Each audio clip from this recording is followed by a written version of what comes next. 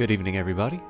I know when we first load up Stellaris, especially when the computer's been on for a while, and I haven't played it recently, it's going to be a little bit of a wait for a load, but it's always worth the wait. So I think I'll get a little bit of housekeeping out of the way to start off with. Obviously, last week I wasn't able to do Cultist Simulator on my main channel, which is the one you're watching right now. Reason for that was so I could attend the Dirty Rectangles, which is a local video game sort of collective. And the way that I made up for that was to do a special Cultist Simulator stream on GOG, and it was a little bit more new player focused. So if you are interested in seeing last week's Cultist Simulator, I would recommend that you check out the GOG channel, twitch.tv/GOGcom, but we will be back to Cultist Simulator next week, where we'll carry on with our Surgeon. But of course, we are back to Stellaris for Monday, which is our dedicated Paradox Day, particularly Paradox Grand Strategy, although we do occasionally play things like Battletech. And what I'm going to be doing for the next little bit is focusing on sort of how we got here. It has been a week. What sort of the goals for this particular playthrough are going to be. There'll be a little bit of a recap in terms of how we get here, but I'll think at this point, if there are any questions, I will leave those to specifics being brought up at the moment.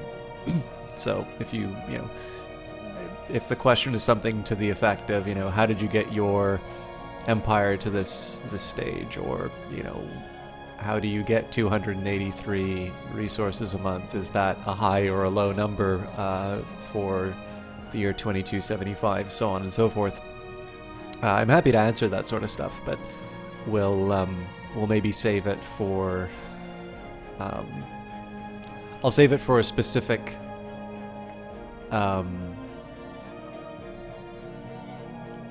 sorry, I'm just trying to think the best way to say this. I'll save that for a specific moment of somebody asking it rather than giving the whole chronicle each time around. Obviously, I'm starting the cast about an hour and a half later than I normally like to. I know I sort of give myself a bit of a buffer of saying a start time between 7 or 8, because obviously this is a hobby for me. But I went home, and pretty much as soon as I sat down, I just nodded off. I couldn't sleep last night, which is, I mean, true of other nights as well, but for this particular night, I don't know, it wasn't working for me. So I was a little groggy during work, and I think it all sort of caught up with me. So, but I'm here now.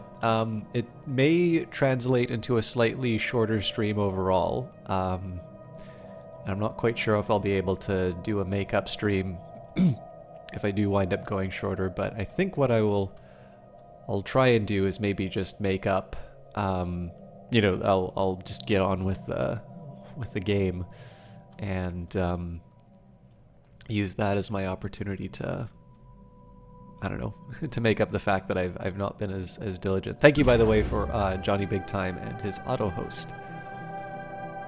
Okay, so before I do anything, the way that I normally start off with a game will be, I'll sometimes do these alerts up here, but as you can see, we just had debris analyzed. We got regenerative hull tissue, amoeba breeding program, and society research, which is nice, but not that's not groundbreaking.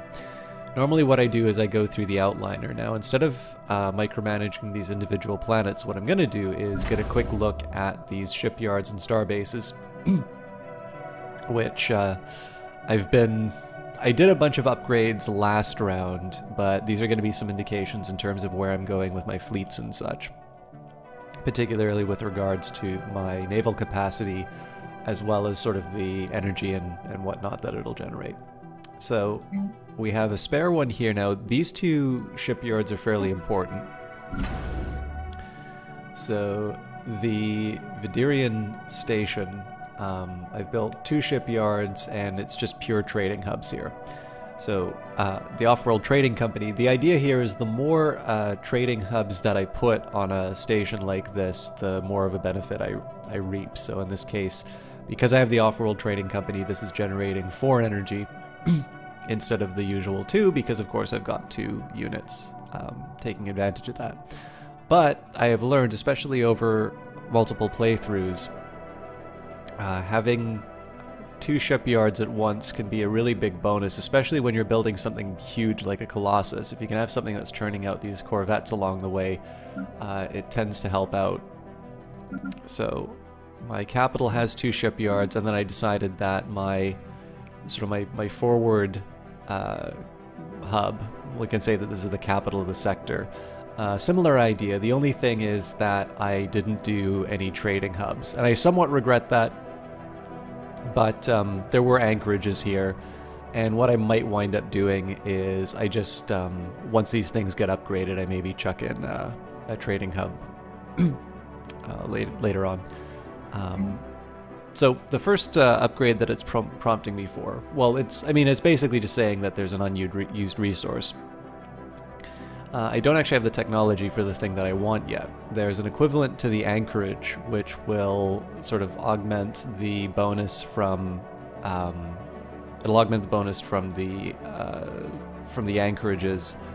I think it's by the same amount too, so it'll be +2, which basically just means I gain additional 4 naval capacity. You can think of that as basically adding another, I believe it's battleship?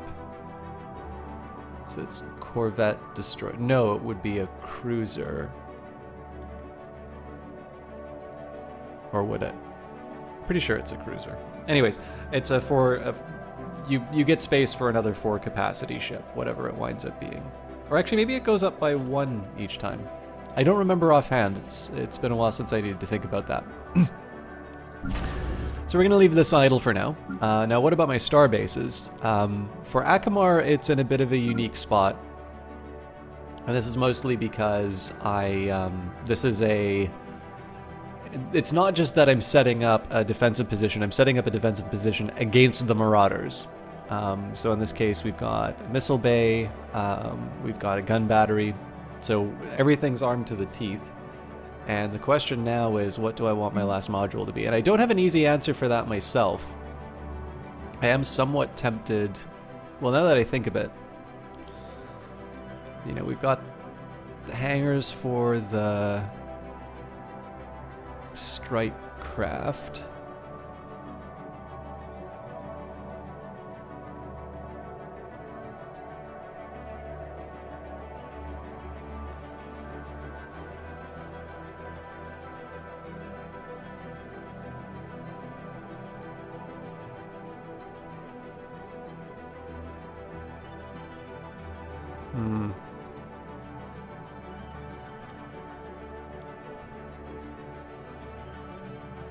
I guess my better judgment, I think I'm going to go for the anchorage. Honestly, this is more just about filling up the blank slot. Now, as far as these are all, these are basically all sort of trading posts that I've made. And the way that I've built these up is that I've got 2 trading hubs, 2 anchorages. That's basically just to manage the balance between my 2 resources that I get from my star bases. But for the same reason that the base at Coltrus isn't getting an upgrade right now, until I can find the technology that that sort of augments my anchorages,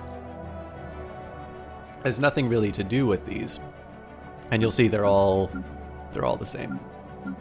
The pattern may be slightly different, but so we'll close these star bases for now, just because they're not doing a whole lot for me. I'm going to take a quick peek at my planets, but I'm pretty sure they are roughly where I want them, and the ones that aren't where I want them, there's not a lot that I can do about them. This one's currently undergoing some unrest. And I have a bit of a dilemma here in the sense that I've got another I've got another slave unit which is working a science tile. Mind you, it's physics, which I have the most of, so it's not the end of the world. Okay. There's not a whole lot for me to focus on this planet either. So we'll leave that be for now. And then last thing I need to consider are my fleets. So we've got the 5th Star Order. And oh god, this is always... This has a weird allocation. 1st Star Order is currently sitting at 13 destroyers, 23 corvettes. I feel like it should have I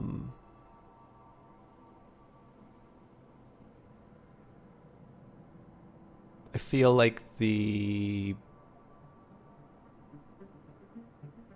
well, no, now that I think of it, I actually think my fleet manager... I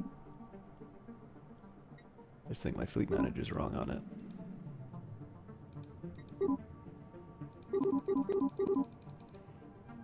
Oh. I'm not quite sure what I thought I was doing there, but... Okay, that works for me. Okay, so these guys are roughly where I want them to be.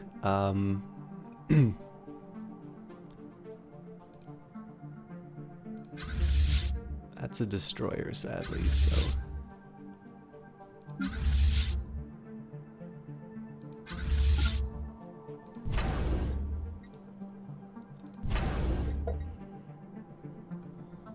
That's already churning out a bunch of destroyers. Okay.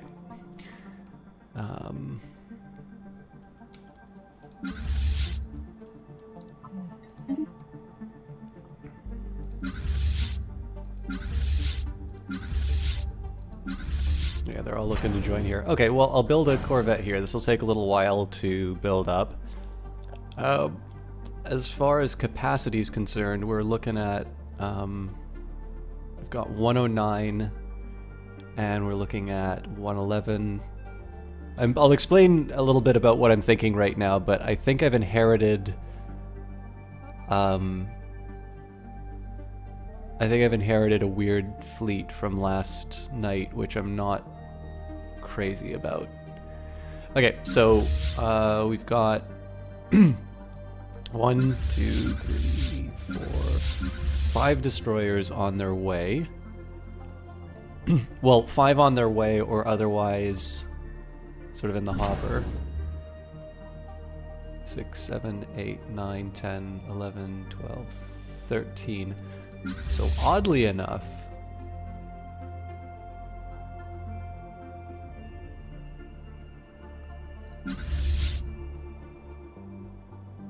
we're not that far from what the ideal should be. So we want 13, so it's 1. So we got 5 of these things.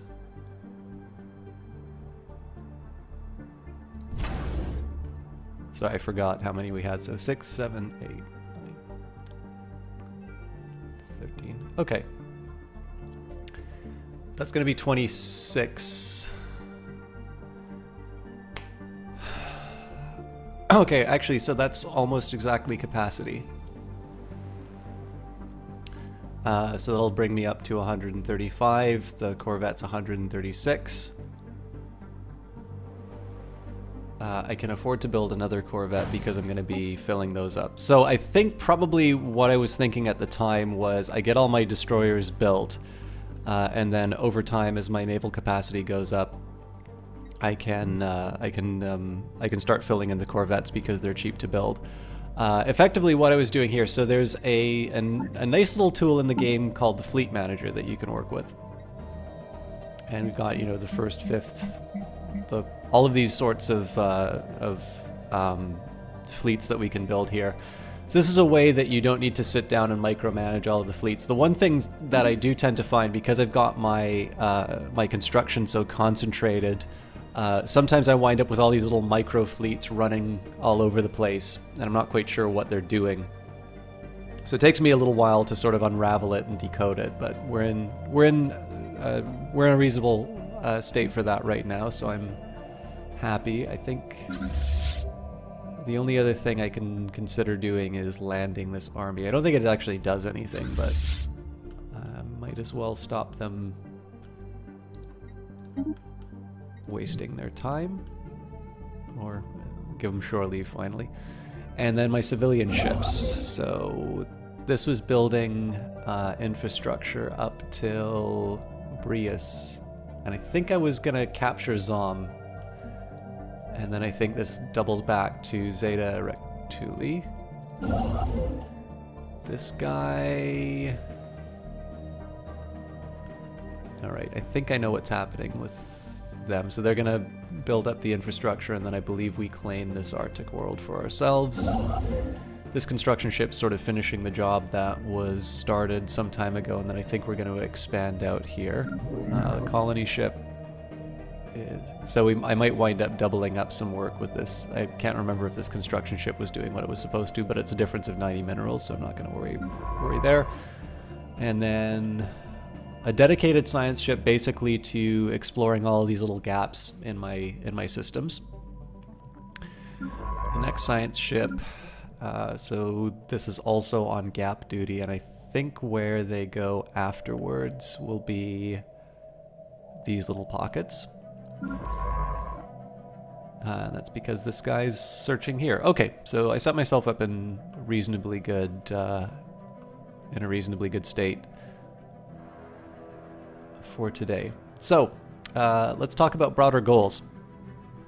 So we do have the Tuxan Raiders, Tuxcan Raiders. Now, as much as I would love to go charging in and dealing with these guys, I do not have the capacity to take on a 10k strength fleet, let alone the probably about 9k worth of support that they're going to be getting from the stations, and then the fact that their allies are probably not going to sit idly by. I don't think they cluster in on you, but there's definitely... there are definitely consequences when you engage one of these things. So I want to be coming prepared. And then of course the center is always going to be, like the middle system is always going to be stronger than the other two. So the fact of the matter is that these marauders are not going to be something that I can deal with directly. And that's one of the main reasons. The first plan for Akamar was to cut the enemy empire in half, because you can see that they need to dedicate quite a few resources to reuniting the empire. Now again, there's not too much. It's actually a bit of an overstatement to say that I cut it in half. Obviously only one planet has been taken up, but this will be sort of an opportunity for me to eat their lunch. They're definitely not going to be able to defend these systems very well. And I sort of get my choice in terms of where I go next in terms of taking their stuff. I am somewhat tempted to start moving towards the L gates, because that's been a bit of a goal for me. But we'll see where that takes us. I think I have some time before I can go to war with them again.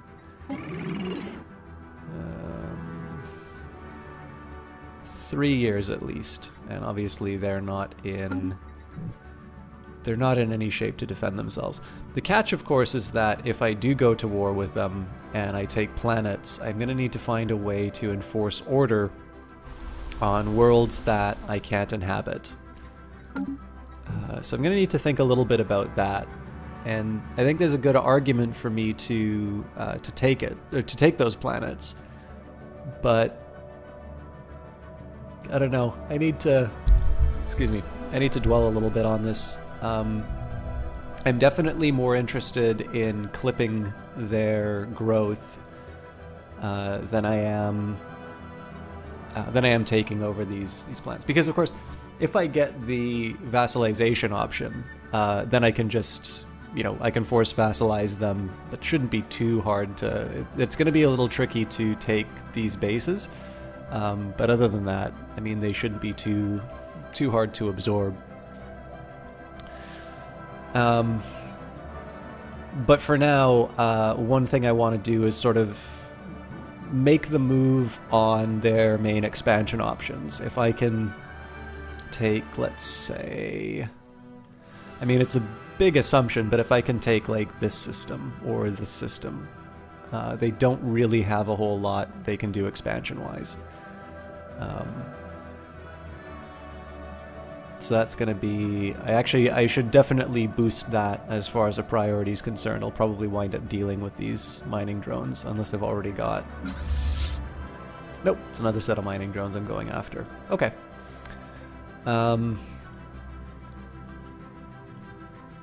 If I am going to be getting any additional territory to my right, it's going to be through war. And actually, let's sort that out right now. So I'm okay with the existing borders. It'd be nice if I had a buffer zone with my main planet here, but I'm not willing to sort of put my foot down and, you know, and make any demands.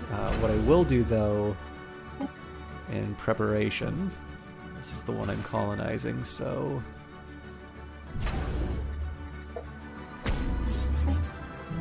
this is getting the colony ship, which means we'll upgrade it to give it its trading hubs as soon as possible.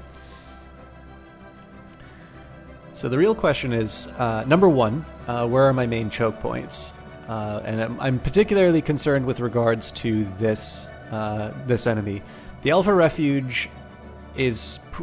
it's unlikely to attack me. If it does attack me, I have bigger problems than where the choke points are going to be. It's an overwhelming... It's basically a fallen empire. So the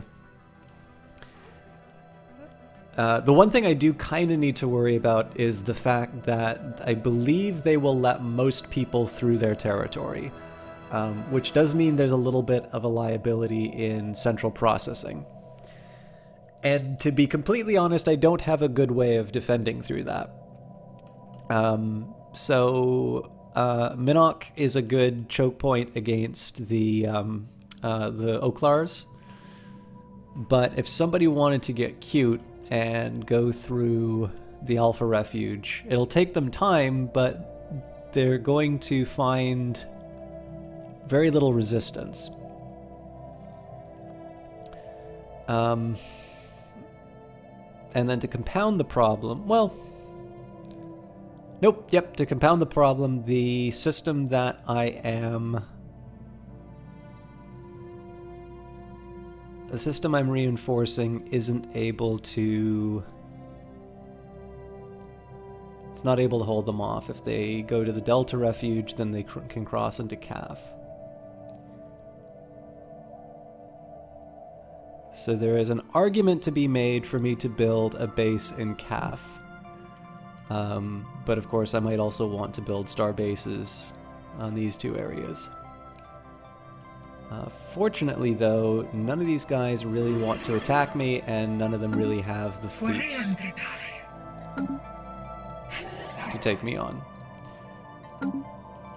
So I'll stick to my original question, which is, let's assume that these are going to be my border. I can defend these borders.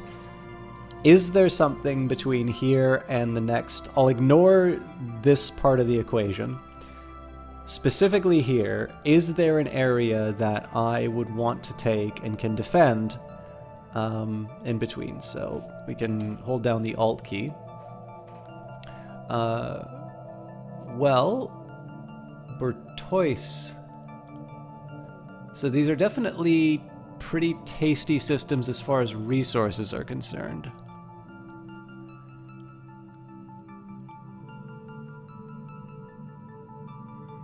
The catch is that the only real choke point would be Umik or Ruklar. So the next question is, what kind of planets are these? Tundra worlds, which means that I can inhabit them as well.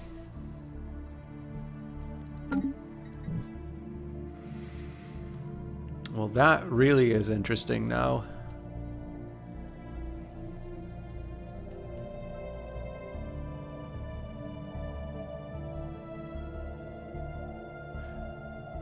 I don't think I have the... So if I really wanted to pull this off...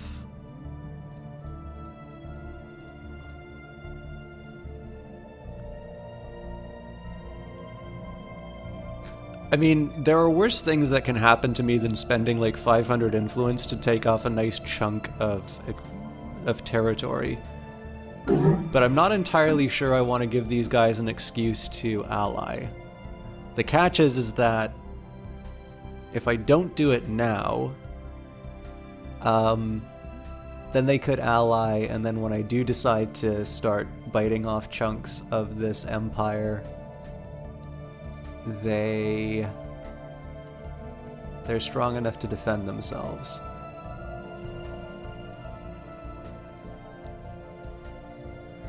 I do think my attention, well, you know, okay, so the real reason why I don't want to do this right now, I can't punch hard enough influence-wise to be able, okay, so here's the specific reasoning that I have for why I'm not going to try and take this.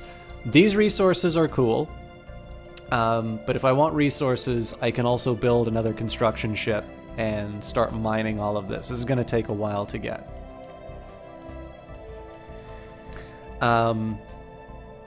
Number 2, if I use this influence in order to claim these territories, then that means that my little effort here to expand out to this is the ideal system. All my effort to expand out here is for nothing, basically.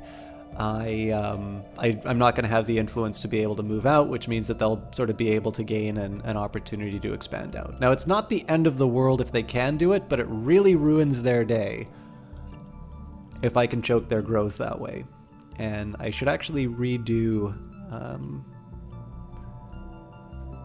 so for me, this is the ideal one. It's the same number of nodes, so it's either 1, 2, 3, 4, 5, 6, 7, or 1, 2, 3, 4, 5, 6, 7, 8. So these guys are priority to get taken out. Okay. I'm feeling okay about those. I think I'll wait for the first Star Order to finish its queue. It's so weird that their strength is so different. It's part of a composition thing, but okay. I'm going to wait till the Corvettes in the first Star Order, but then I'm going to send them to clear these guys out. Actually, that Corvette could take a while.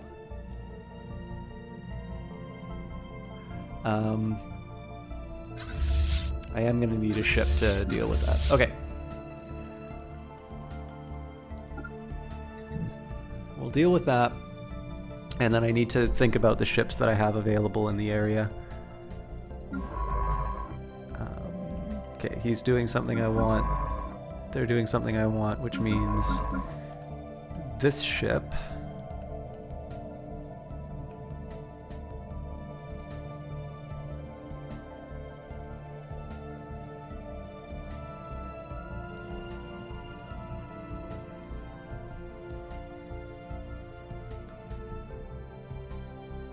This is a tough call. We'll let them go, we'll let them finish exploring Jaspeth, but I think what I'm gonna do, I'm actually gonna move them to Tislium.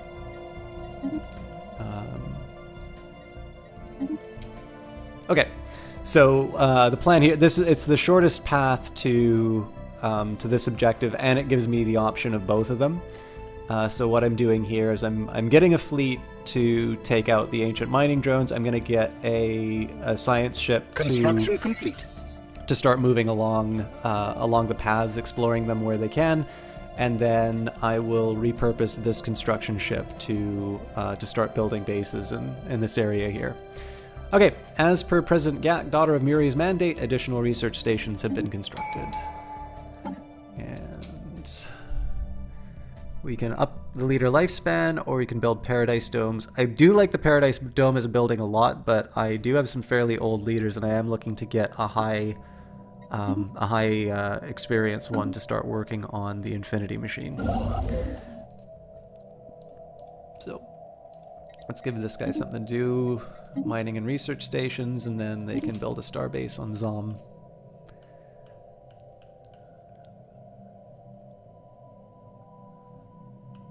And this particular construction ship is going to be working on Brius. So after Brius and Zom, they're going to go to Zeta Rectuli and basically take care of this little pocket over here.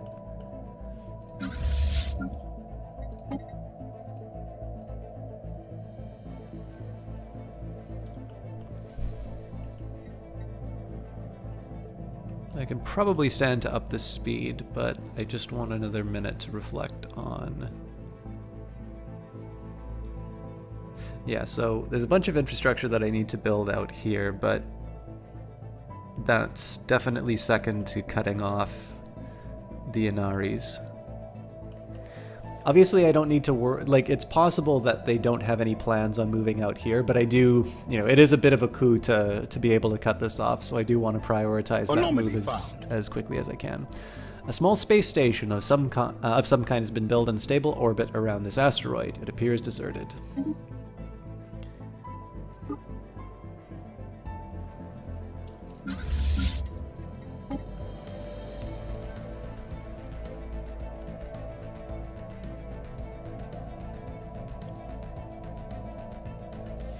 I believe another thing I was considering was terraforming. The Ophel system has been fully surveyed. Okay, good news there. I'm actually gonna do that now. Part of this is going to involve sort of redrawing sectors and boundaries and such. So we had size 13, 21, 20, 18.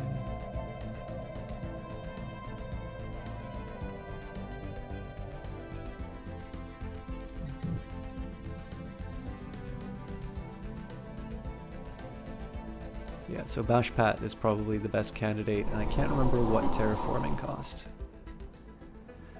Okay, 5K. The question is whether or not I can... I guess the question for me is whether or not this thing is worth more than something like the Curators or the...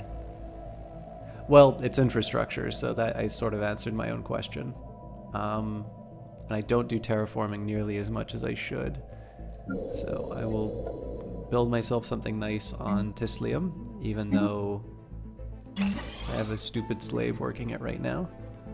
I can obviously change that once I colonize the New World.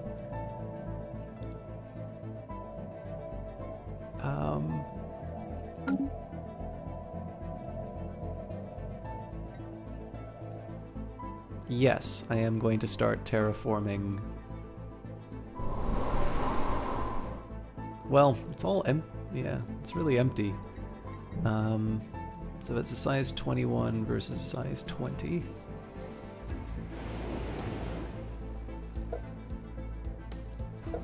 I remember there used to be like an outliner that would tell you what you get.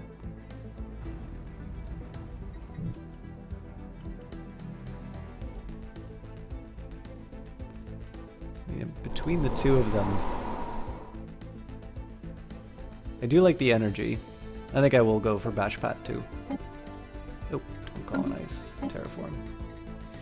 And I completely forgot what my species... I think it's Alpine, but yes.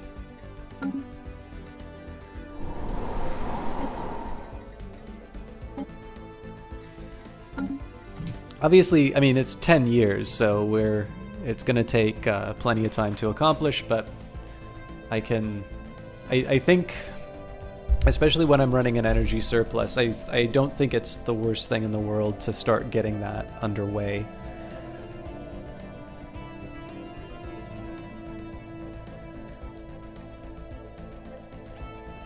And I think what I'm gonna do is, instead of going for things like the Curator Order and that, I'm gonna spend the time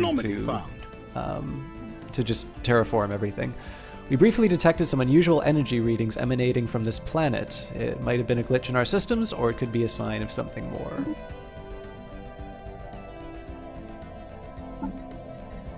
Now, speaking of sectors, while I'm at it, I want to take a quick look at what my tax policy is. We've detected an automated mining base built in close orbit around asteroid P1-1138. There are large chunks of the hull missing. The jagged holes indicative of heavy weapons damage. The station is beyond repair, but salvaging it will provide us with valuable minerals. So 500 minerals for my trouble.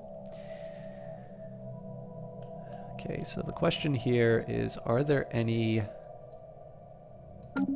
energy projects that I'm starving this sector from? And I'm pretty sure the answer is no right now, so I'm going to be a bit greedy and... Construction complete. I do take them down to single digits, but I'm generally okay with that. And we will upgrade this to a physics lab, although Hostile again, I don't expect too much as far as the results are concerned. Anomaly found. An object that reflects our sensors has been located in the Jabreth... Oh! A bunch.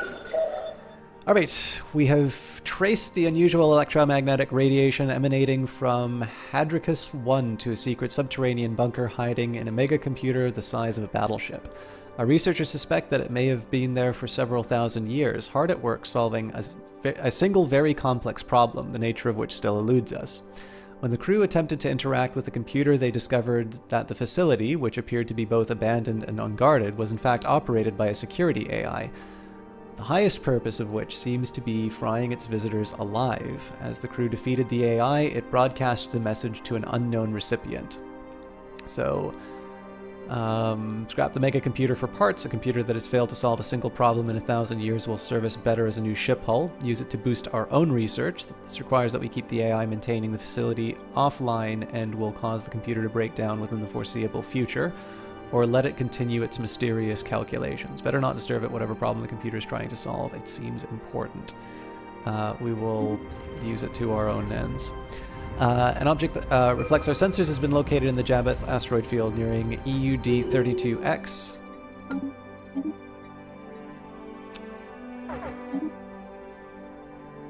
Alright. Just pause all of that so I can... Oh, that's... okay. Visual observation has identified the object as polygonal in shape, but due to a lack of scanner data, little else is known. Cool. And then if I can get a science ship, so much the better, but I'm going to send these guys off to heal, and we didn't lose anything, which makes me happy. And this should be...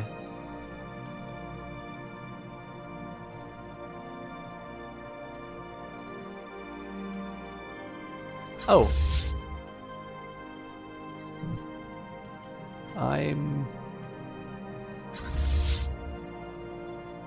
Yeah, I'm totally missing the wrong guys. This was... They did that quick. Alright, let's just take a quick look at what we've got in this, this system then. All destroyers, I'm betting.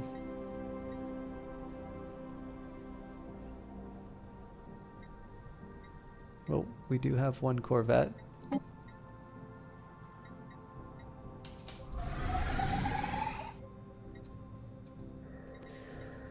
So we will take that guy out.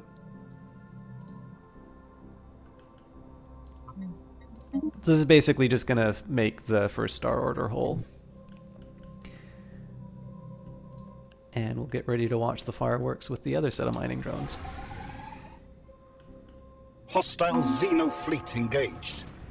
So what I'm mostly doing here is I'm cleaning up on some work that I neglected earlier on in the playthrough, which was I left a lot of these pockets of I left a lot of these pockets in my empire of like areas taken by AI. Now they were at the start they were stronger than my fleets, but this is just something which, as I've moved my borders outwards, I've kind of been ignoring it. I haven't had the ships in range to deal with that. And the problem is when you start treating problems like that, they're almost always going to stay that way. Because, of course, it's not like your borders are ever going to shrink unless you're facing a war. So in this particular case, I decided, well, we're in a bit of a state of peace right now, so I might as well get a bit of housekeeping done. And obviously the secondary priority was to cut off that that other empire, but that's kind of happening on its own right now. So repeated scans of Redoman 4's surface give inconsistent sector readings, almost as if the planet itself was in a constant state of upheaval. So we'll research that. If you can just give me a quick second here, guys. I want to reset Twitch and make sure... I know I got a late start, which normally means there's not too many bodies in the channel, but I do want to make sure that everything is running.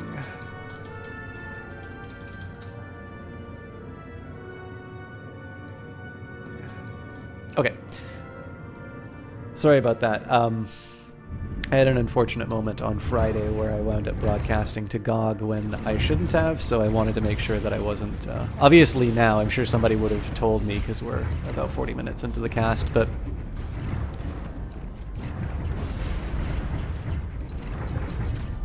Construction complete. Alright, now I'm curious if I've lost anybody on this one. We lost a Corvette and a Destroyer, so...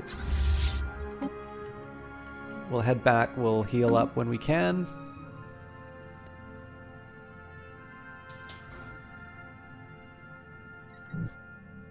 And the science ship should be on its way to...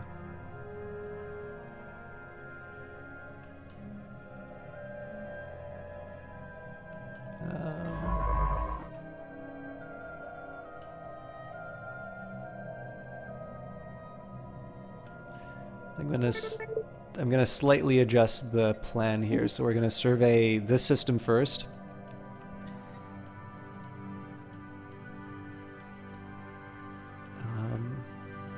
Okay, actually. So this survey is gonna finish, and then they're gonna become my... They're gonna become sort of the tip of the spear for this, this effort to cut off my rivals. And once this guy finishes his work, so we're going to get him to survey, and they will be dedicated to researching the debris, and then yeah, so I slightly repurposed these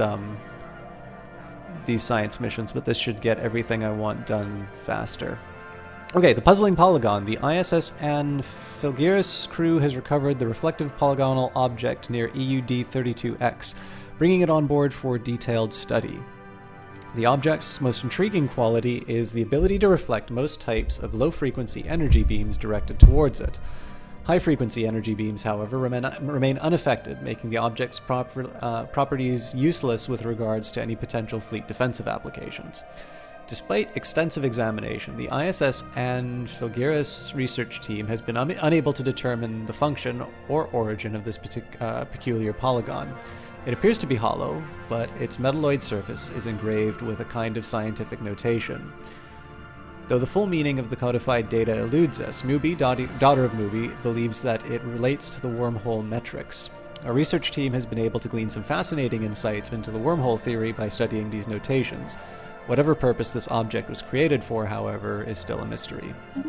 So you've gained some L-Gate insights. We've got one right now, and if you're not sure what these are, these were introduced in the Distant Stars DLC. So what this is, it's a new type of space travel, and it behaves a bit like the gateways, but it goes to this destination. So the neat thing about it is that if you own the destination, you have a fairly powerful ability to travel rather far through the galaxy. But the catch is that you have a big juicy resource that everybody wants. I actually need to sneeze, and... one sec. Okay. I'm good. But yeah, so you wind up having this big resource that everybody wants. Which makes for some... I don't know, it makes for some fun encounters.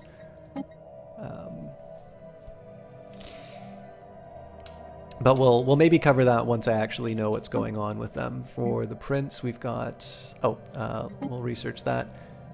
And we have 4 more of these things to get. We've learned of mysterious star clusters somewhere just beyond the periphery of our galaxy. It can only be accessed through L-Gates, artificial subspace portals found in certain systems. These gateways have been deliberately disabled by someone, and for now we lack the necessary insight into subspace mechanics that govern their use to lift the lockdown. There are a couple of other things that L-Gates give us, which is very fun. Fun being a somewhat loaded term here. Alright, what do these guys want? I am pretty okay with getting a big stack of energy crystals. Less okay giving them weapon strength, but I believe we have more than one Teldark. Oh, yeah. If I can make money off of it, I'll be happy. So the real question here is if I use this to terraform another planet, or if I hire someone with this. Probably what I want to do is see what the... So for 10 years it's going to cost me 3k. Does help me with the monthly Unity though. So I mean net it's a 800 loss. I think I'll do that. I'd love to do another terraforming job, but Special product complete. basically to get, you know, a 10-year 10% bonus to Unity for about 800 energy credits, I think is worth it.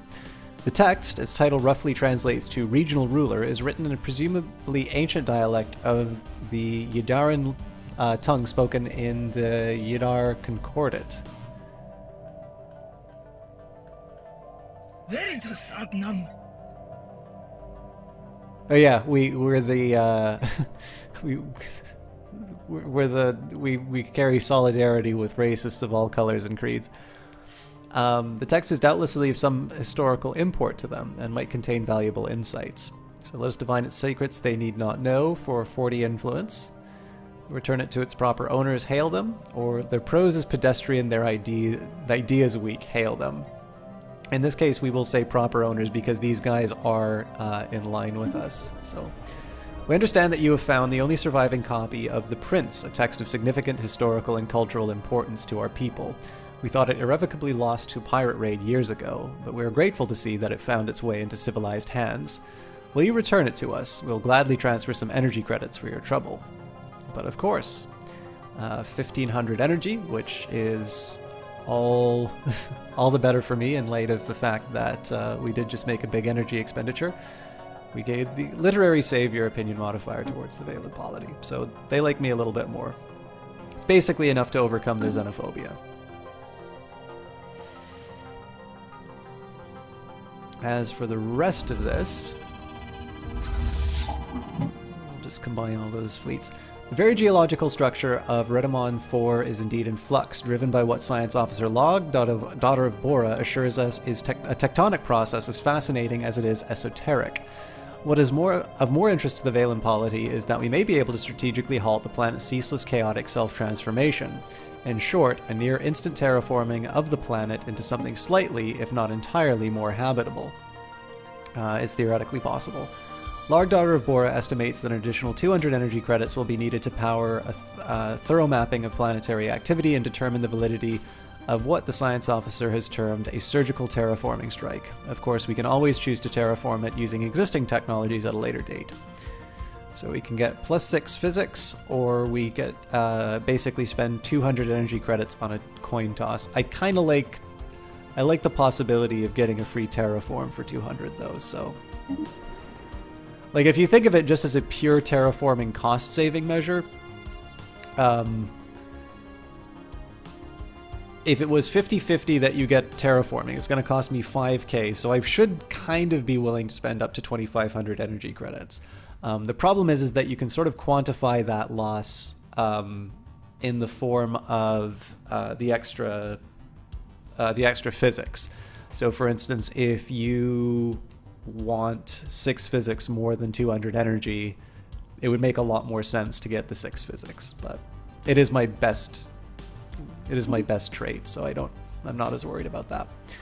Okay, we've got new railguns, which will be good news for my upgrades. The latest electromagnetic accelerators. Railguns use twin parallel rails to fire projectiles at incredible speeds. And I either go for fast destroyers or flat cannons. I think I will go for the least expensive of all of these. Rambler 146, thank you very much for that auto host. And for those of you who do not know Alex the Rambler, he is a very talented YouTube broadcaster. He does broadcast on Twitch, but I know him originally through YouTube. And he is the same Alex the Rambler who has been appearing in the YouTuber war. So for those of you who watch the Paradox channel, and regrettably I've been missing those videos, but he's a famous dude who does a lot of stuff for Paradox now, so it's always very nice to see him, especially when he remembers the little people like me. Science Officer Log, daughter of Bora, reports that Redamon 4 can indeed be terraformed. A narrow window of opportunity is expected to open shortly, and as the planet enters a particularly unstable phase of the cycle lasting a couple of months. Larg, daughter of Bora, believes that miniaturized explosive charges delivered to the planet's crust and strategic irradiation of the atmosphere during this time will halt Redamon 4's tumultuous changes and stabilize it in a form somewhat more suitable to sustaining life. A special project has been issued, but we do not have much time. So we'll get that done right away.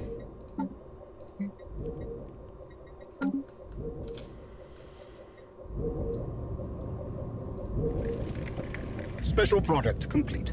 Tactical terraforming successful. Science Officer Larg, daughter of Bora, is proud to report that Redamon 4 can now be reclassified as arid rather than a barren planet. This grand experiment has greatly enriched the Vaylon sciences. So we gained 350 physics for that, which when you think of it,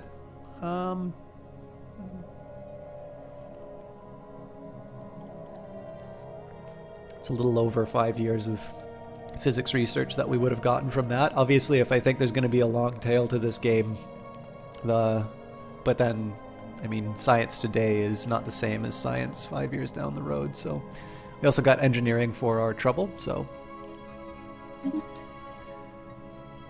But looks like I need to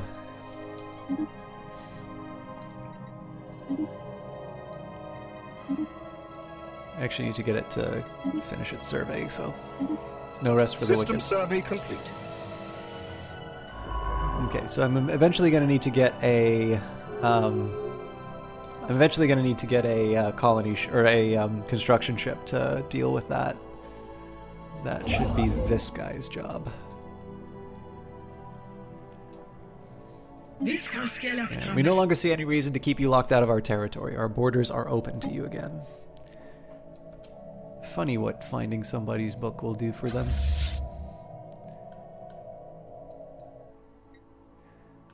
Alright, and I might as well just cannibalize this for parts. So we were looking for a destroyer and a corvette. System survey complete. So I'm going to send this over to Tissalum. Construction I should actually probably complete. just put this... I should probably just put this at the capital world, but I'll move them over for now. What were we looking at here? Well, we'll get the energy on Zom. And then...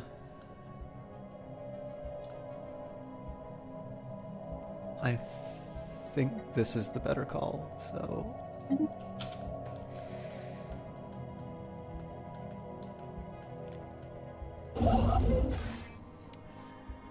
As Colonization efforts begun. Okay, so I'm happy that they're doing the colonization there. Yeah, we're all good for that, so... The real dilemma for me is if I want to move here first or if I want to try and plug up this gap. I think I will build this starbase. Okay, somebody's mad. I have so many slaves. There is really no easy way of dealing with this.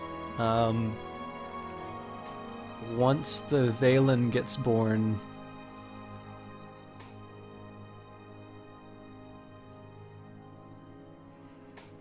Yeah, I mean, honestly, the answer to this is going to be once the colonization is finished, and then I can move some of the slaves onto the other world. I need to be careful about how I do that, though, because I don't want to turn it into a slave planet all of a sudden. There's going to be a little bit of a growing pain.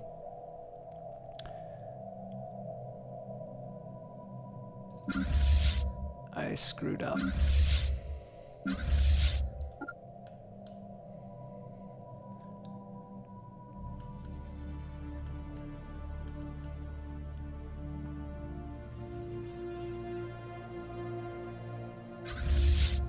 These guys can go back to the capital. these guys. We have mastered a new technology. Okay, so everything's at capacity now.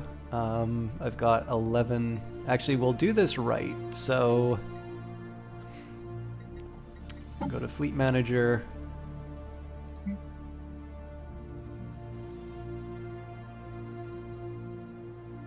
So basically, what this really breaks down to is about a 13-24 ratio.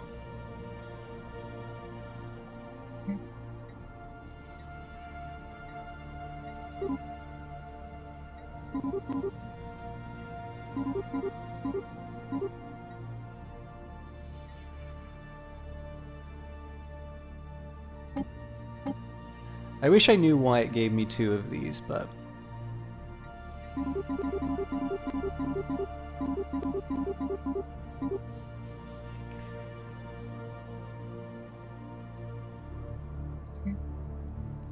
So basically what I'm looking to add to this is another 28. I'm going to be slightly over capacity, but I think I can manage. So I'll spend the 5k to reinforce the fleet. That'll give me 3 full strength. And I can... what I just need to do is make sure that I am able to... I need to make sure that once I do that, I need to boost up my anchorages in the systems promptly. Alright, with the advent of clean fusion, automation, and matter compression technologies, it was only a matter of time before mountaintop removal became mountain range removal. And I can get an additional core sector system, which is really helpful for me management-wise, but the problem is that it's a 60-month project, whereas all of these other ones are 38-month projects.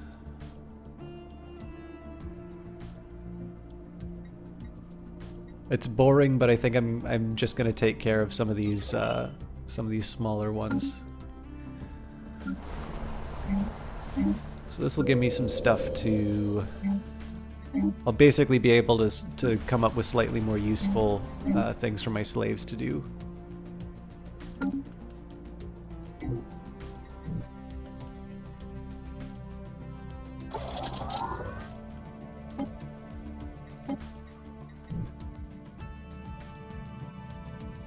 And I think a science ship is already on its way to investigate that. They are. I'm just gonna double check I'm doing this the right way.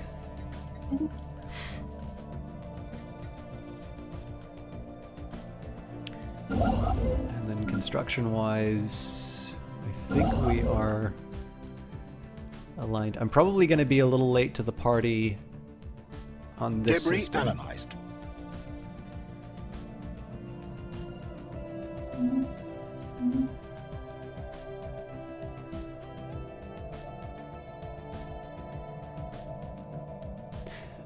So what'll be apparent in a little bit is just the advantage of the doubling up on fleet capacity here. Unfortunately, it's going to translate to me suffering the penalties for going over my naval capacity fairly quickly.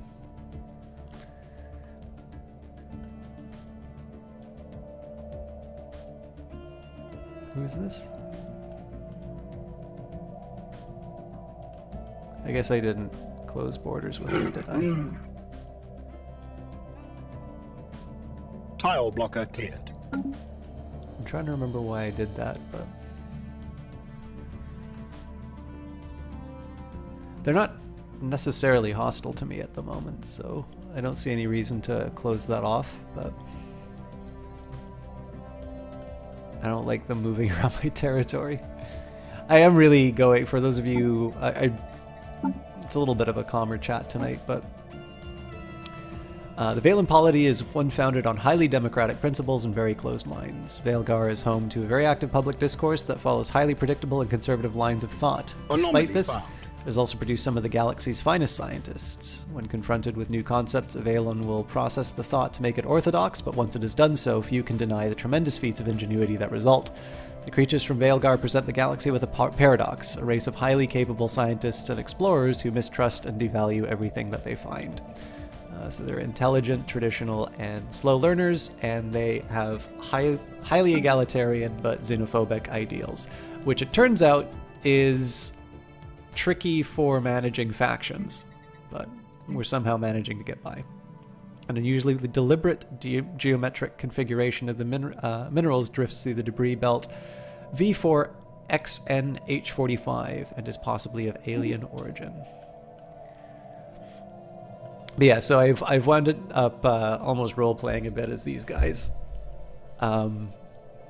just in terms of my mistrust of foreign objects.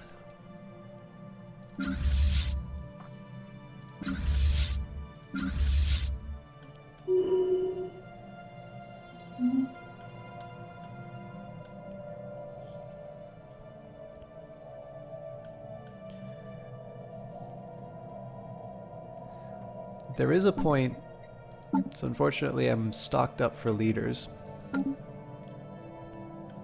Oh, I should be further upgrading the system. We've allowed you to move freely around our territory for too long. Today we draw the line. Didn't I already block them though? Yeah. I'm not too worried about them not liking me. Alright, so one thing I did neglect to do was the upgrades to the Starhold. So Trading Hub, Anchorage, and I can't build Off-World Trading Company till I actually have the Trading Hub. That'll obviously take a while because I haven't, I upgraded the system, but it's not ready to go. And I think in preparation, I will upgrade this one as well. The mineral cluster is a holographic record, multi-sided, many-edged, and translucent. It remains secure in the ISS Ka Aranis tractor beam, but our experts will need some time to decode its contents. A special project has been issued to expedite the process, so nothing good would come of it. Yeah, very well. And which one is this? Okay, I'm definitely okay with this science ship taking its time. System survey complete. Especially because the more, basically the more that I get this character to do, the more likely they're going to hit level 5, which means I can finally send them over to Gargantua. We have mastered a new technology. A naturally occurring subspace wormhole is a fickle thing, and its fluctuating energy levels typically make it impossible to travel safely between its linked apertures. There are ways to temporarily stabilize its matrix, however. We have claimed a new world for our people. So that's a pretty important one for me because we do have a few wormholes in my systems. I don't think there's any possible way that I'm going to build enough defensive structures to keep things from coming through that. And that's going to be a problem for me. I'm going to need to think a little bit about how I deal with that. But for now I am curious what we'll find on the other end. And the holographic data documents and terms and conditions for a trilateral trade treaty between 3 major alien powers that once dominated this quadrant of the galaxy. Context eludes us and the details are meaningless, but Science Officer Larg, daughter of Bora, feels that this may prove invaluable to improving our own ability to communicate with alien forces. 250 social research, 100 experience, and statecraft. That makes me happy. Now, physics. I am tempted for the drone mining laser because it is my cheapest option, and I've got a head start, and there's nothing to tell me that the plasma thrower is really all that good. So this is just another one of these cases where I didn't see anything that knocked my socks off research-wise, so I just went for another kick at the can. I do also notice a tendency on my part to sort of neglect these. I wind up neglecting some of these really valuable. There is not a lot for my cat people. I need to reconsider these priorities. So first, rebuild the monument.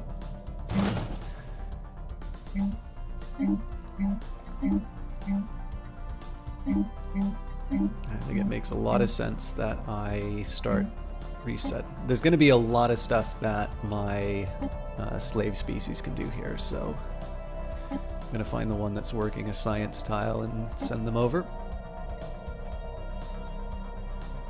You know what, I think it's the Unrest planet.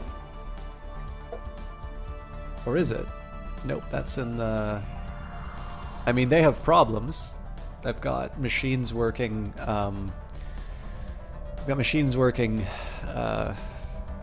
energy tile. Actually, that's a big problem.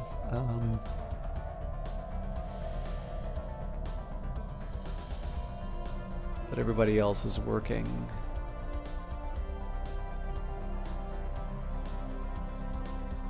Yeah.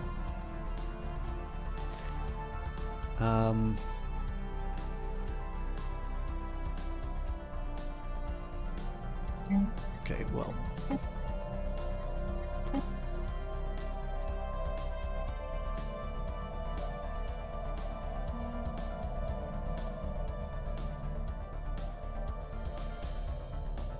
This seems like a good start. Hopefully that's a Valon that winds up taking its place.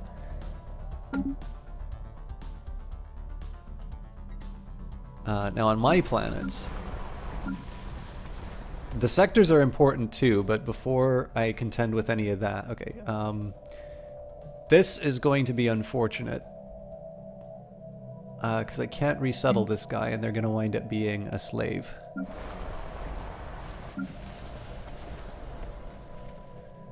I think that's a similar story here. I might actually need to adjust the free movement rules again. Okay, so it turns out that I do wind up...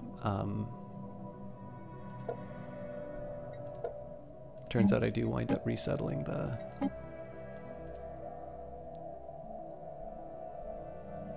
Well, energy is actually... Oh, jeez, yeah, this planet's a mess. I think some of this, honestly, is the AI's doing. What the hell are they doing with that? Oh my god. Okay, I need to...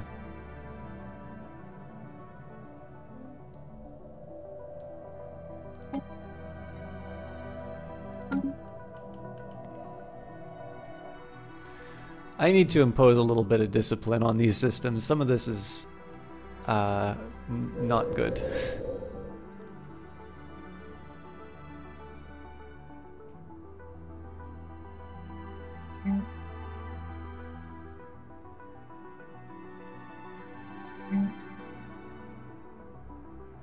Yeah, so I mean, it's throwing away social research, which I don't like at all.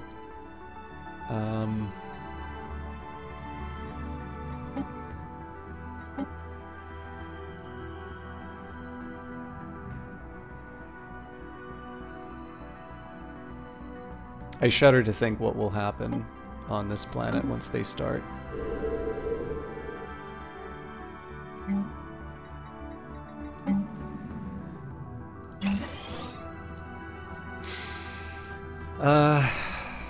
There really isn't a good way for me to deal with this, but let's see. I want to see what pop comes up.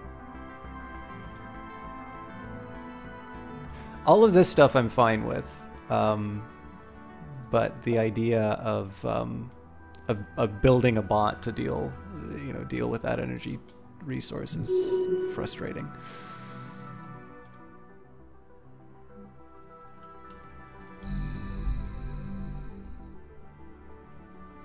These should be switching around. Debris analyzed. This is actually a decent allocation. Although I could probably get these bots doing something a little more helpful. It's Trectro. Okay. So I want to keep this in the...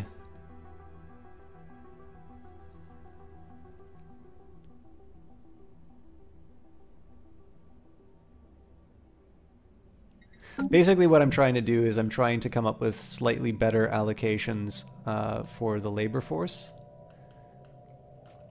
So if I have something like, so if there's a slave working a mining tile, it's better to have this bot take it over because these things are specialized in for mining. I think all of those have been dealt with though. This thing though is a nightmare. I have no idea why they would build a stronghold on a 10 energy. I can totally see them building it here. But this is my real problem right now. I've got slaves working 1, 2, 3. So slaves working 3 tiles they shouldn't, and bots working the rest. Unfortunately, I'm kind of full up.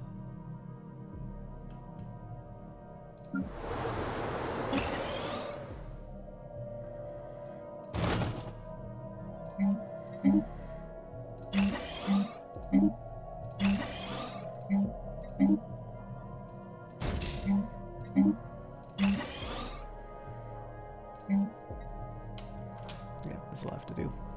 Anomaly found. Strong energy emissions from an unknown origin make this Construction asteroid complete. stand out from the rest of its peers in this crowded asteroid field.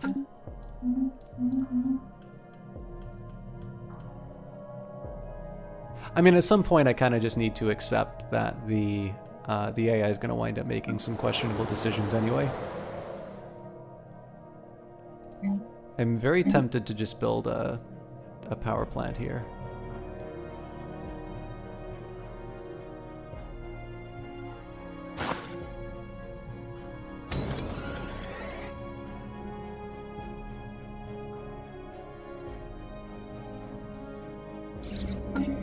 Asteroid LV-78 is pockmarked with craters from weapon blasts and appears to have been used as a target range by someone roughly 2 millennia ago. Residual energy readings suggest that they tested increasingly exotic weaponry, including subspace bombs and some kind of singularity generator. Our scientists would be interested in studying the unusual energy echoes that remain. 3 physics research.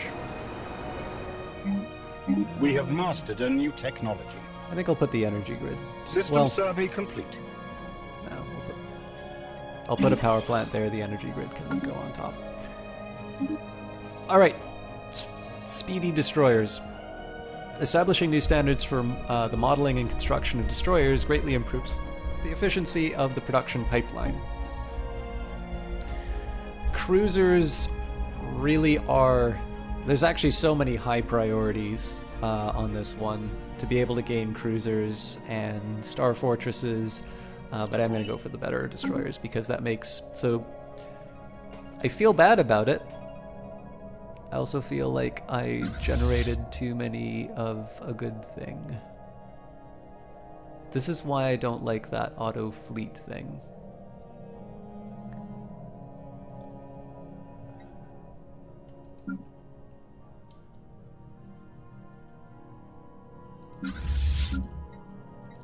Okay, so we'll combine these. Oh my god, I've been totally ignoring my construction ships. Drill, baby, drill, please. And this guy, yeah, we need to get you building star bases right away. So unfortunately, because I wasn't paying attention, Hadricus doesn't get its infrastructure, but let's just get a quick look at what's going on here. So actually the composition's exactly where I want it to be for both of these. So these guys, for whatever reason, are extra. The 6 won't make a world of difference, but what I am going to do here, this is a rare opportunity for me to just kind of make sure that everything's lined up the way I'd like. 28 Corvettes, that's not quite the way that should work.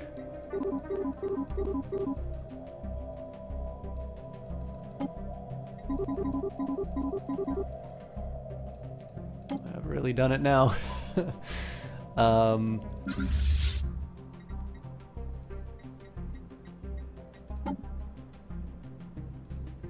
Yeah, Yeah, something went very, very wrong on this template. These are okay, other than the fact that the destroyer patterns are all weird. Basically, as long as I don't have ancient ships, I'm okay with this, but...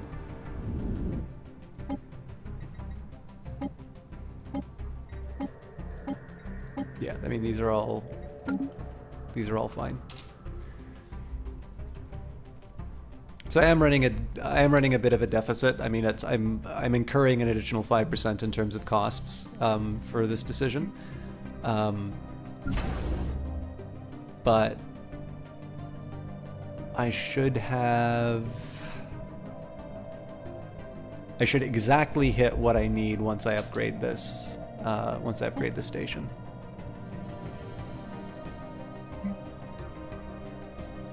Okay, next priority. Let's see where we're at.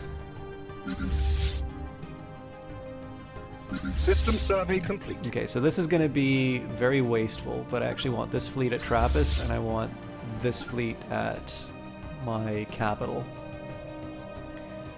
The reasons for that, this is a decidedly stronger fleet for reasons that... like, so it's just, I've got some event ships inside of it, which that's never going to change.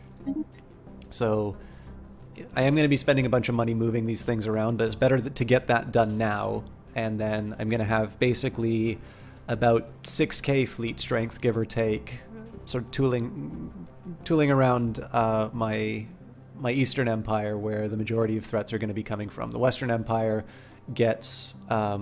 just a sort of a little reserve of 2.6k fleet strength. During a survey of Z9-997, the ISS Anne Filgiris discovered the previously unknown strategic resource dubbed Aurelium Ore. This ore is a very unstable element that can be used efficiently to efficiently randomize high-frequency shield modulations, improving potential defensive capabilities. We do not yet possess the means to extract this resource. We should seriously consider establishing control over the system for future exploitation.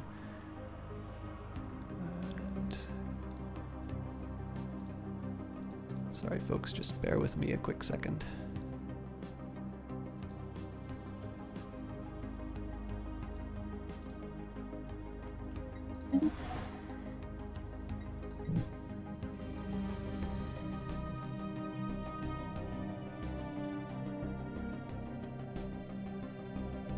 Construction complete.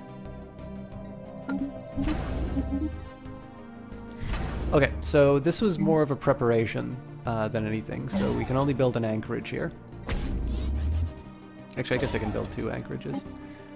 Unless I have the capacity unless I have the capacity for building another sector, there's not a lot I can do about this.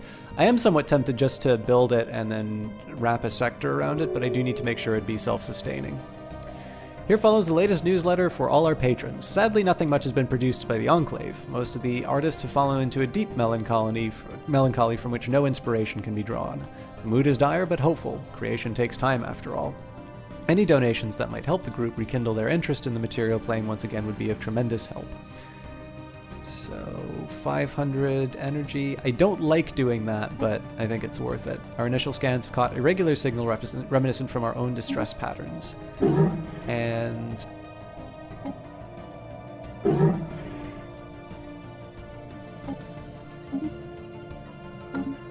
if they're gonna insult me, I'm fine closing the borders. Especially because this thing isn't going to be able to get home now. Or maybe the game just AI gives them a free pass like my own ships don't get. We consider the Valon Poly to be one of the great accidents of the galaxy. It should never have been. Oh yeah? We have mastered a new technology. Okay. Can't build the power plant I want yet. Mining drone laser using a strong focus lens in combination with an oscillating firing sequence. They help create lasers strong enough to mine asteroids or shoot down hostiles. and I'd really like the added hyperdrive for the mobility, but I do need to make up for some of the stuff that I was running ahead on, so. My chat is acting up. If anybody has said anything in chat, I'm sorry, I haven't seen the references.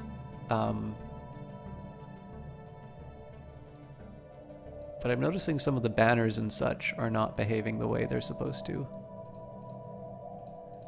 I will live with what I've got right now. But yeah, if I've been ignoring you, that is not deliberate. That is a Twitch thing, unfortunately.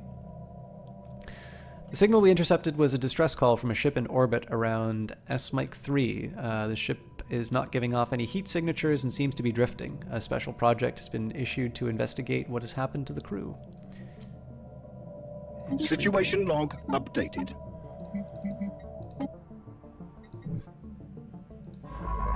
I'm very happy to research this. So I think this will be the one that I get to explore the wormholes next.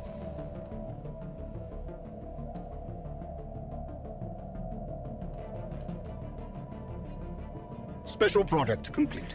Having searched the ship and inspected the crew's remains, Science Officer Mubi, daughter of Mubi, has deduced that the crew members must have killed each other. The solitude and confinement of space can break even the strongest of minds.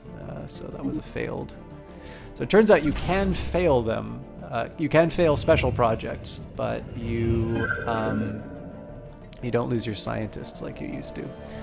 By chance, patrol units recently discovered a hidden deep space resource cache in the Akamar system, close to our border with the Tuxan Raiders. The massive cargo containers of the cache contain spoils from several Tuxan raids that have been launched centuries ago. At some point, the cache was forgotten, or perhaps its owners were killed in another raid of one of the countless Tuxcan internecine feuds. In any event, its contents now belong to us. Oh dear. So it also turns out you can definitely... Oh, they're going to head back to Trappist, which is not where I want them to go.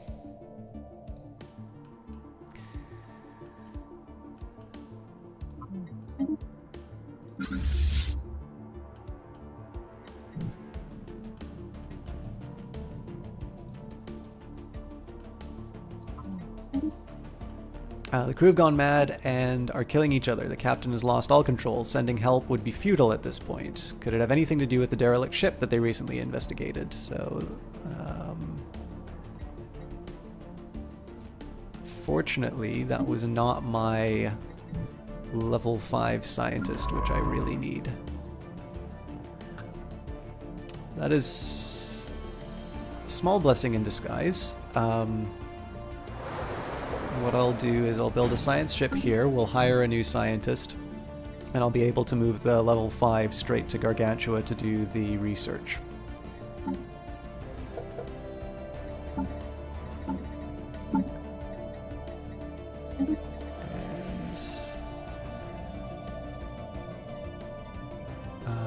So normally I go for the youngest, but to actually have a higher anomaly discovery chance is really, really tempting. Our ships have been upgraded. Good news. I'll wait until the other two fleets have made their way to We have mastered a new technology. Amoeba flagella. By breeding space amoebas in captivity, we can program their symbiotic flagella to act as organic strike craft for our navy. In the meantime, regenerative hull tissue is a little too... Oh, yeah, I've got so many minor improvements. I feel like the time has come for a planetary capital. As nice as it would be to get, you know, additional slave output, that's going to be a nice use for all those minerals I've been hoarding. Okay, so I'm going to get you in place real quick.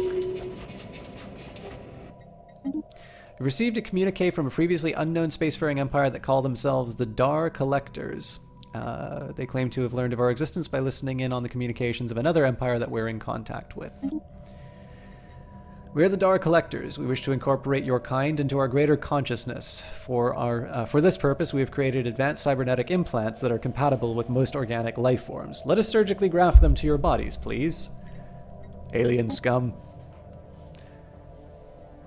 Twitch has been borked, but I managed. Okay, that's very good to hear, Isaacson. I'm very glad to hear. I wasn't sure if... I wasn't sure if this is something, like if I was just having like a, you know, an idle cast, or if there was a problem going on, but I'm very happy to see you, so I hope you're well. I have noticed that there are a few people who are kind of kicking around a little bit, so welcome. But yeah, it's been a while since I've had such a long time before anybody said anything in chat. Not that I want it to change the style too much. Haven't been able to get onto any stream on desktop. Oh, really? That's really funny, actually. Because I actually deliberately went longer to make up for the fact that... So I had a problem getting started. And then I said, okay, well, I'm still going to go through to the end because I want to be the sort of person who actually follows through on this. But it turns out that I was actually taking the extra time specifically for like no purpose other than to cast to a very small number of people who can actually access my broadcast. Thank you for letting me know, and thank you for showing up. If you have anything you want to chat about, you have my ear. All right, alert, the Dar superintelligence cannot see any benefit for continued Valen intrusions into Dar space. Therefore, effective immediately, our borders have been closed to the Valen polity. I think I can kick their ass. Yep, stronger navy, but they do have equivalent capacity and technology, so I should be careful. I do need to... So one of the reasons why I've been doing all of this infrastructure stuff is I need to start thinking about where the extra growth comes from.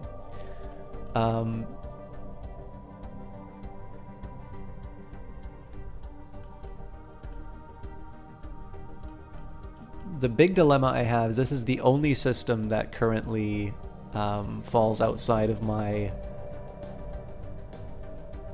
This is the only system right now that falls outside of my my direct control limit, and I don't really have any other colonizable planets. What I'll probably wind up doing, so this is one of the reasons why I'm doing these terraforming jobs. As I terraform the planets, I'm going to start terraforming closer to my core so that I can start making these sectors and expand out that way, because that's going to be a nice way that I can sort of keep ramping up the naval capacity and whatnot. System survey complete.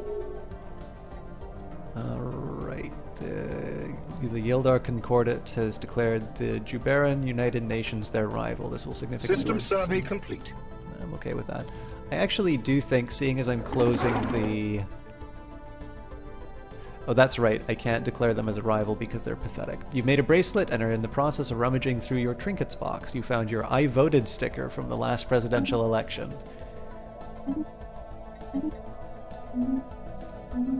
I never understood why people say that it's impolite to ask who you voted for, but I'm assuming it's I'm assuming your candidate won, right? You're a true patriot.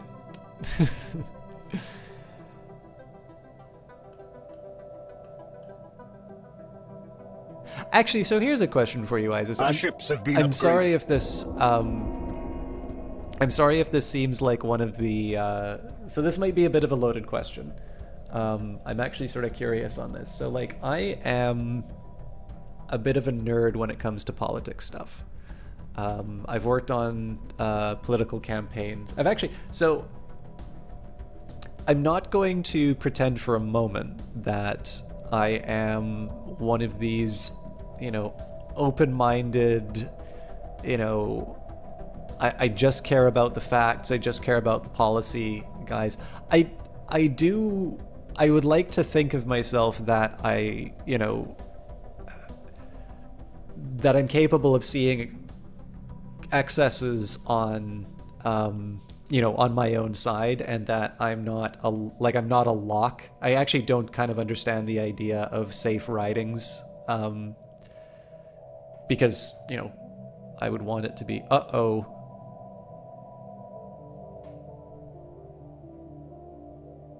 I just got hit with a bunch of... Oh my goddamn ISP.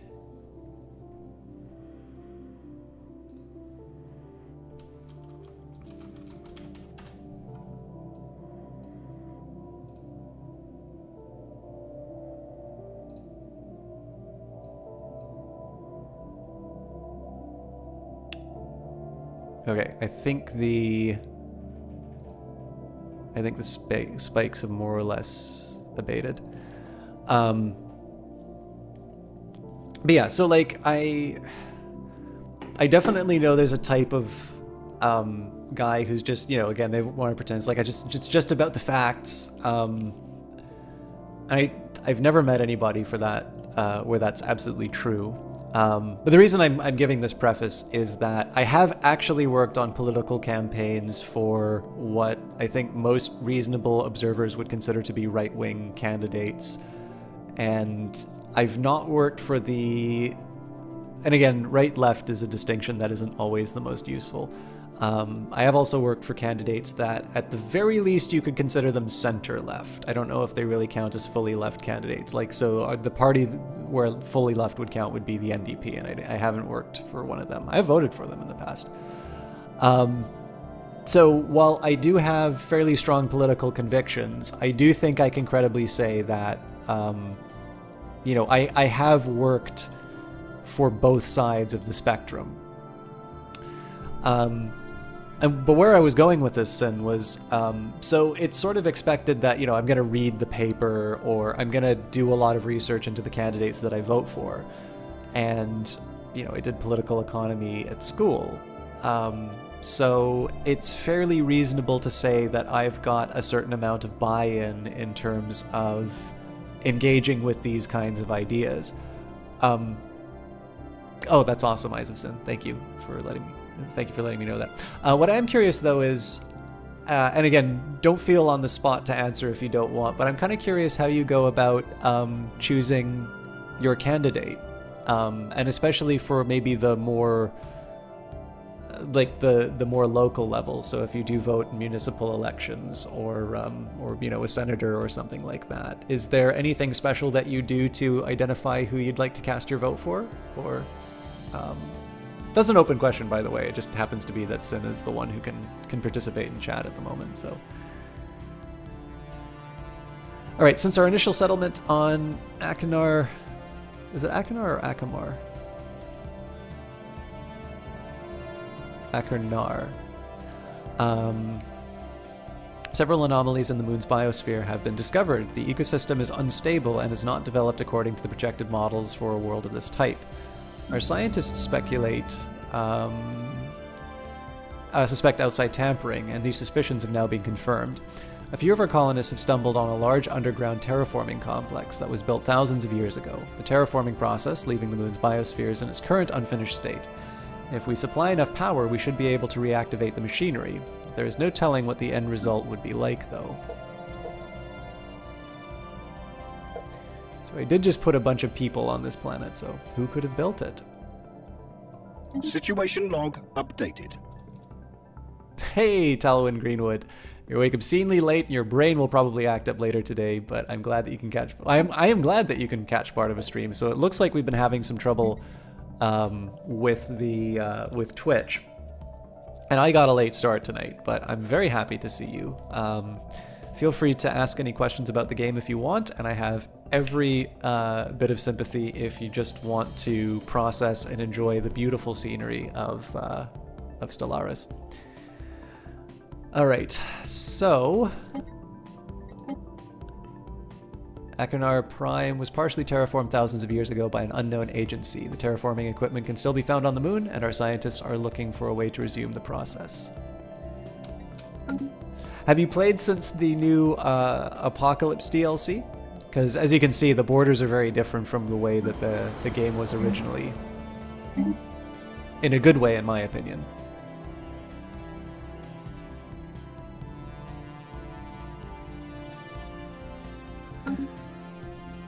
So in 2 months, we'll see whether or not that was a good idea. Now in Ferrothon, yeah, so I'm really not happy with the fact that this pond... Special product complete.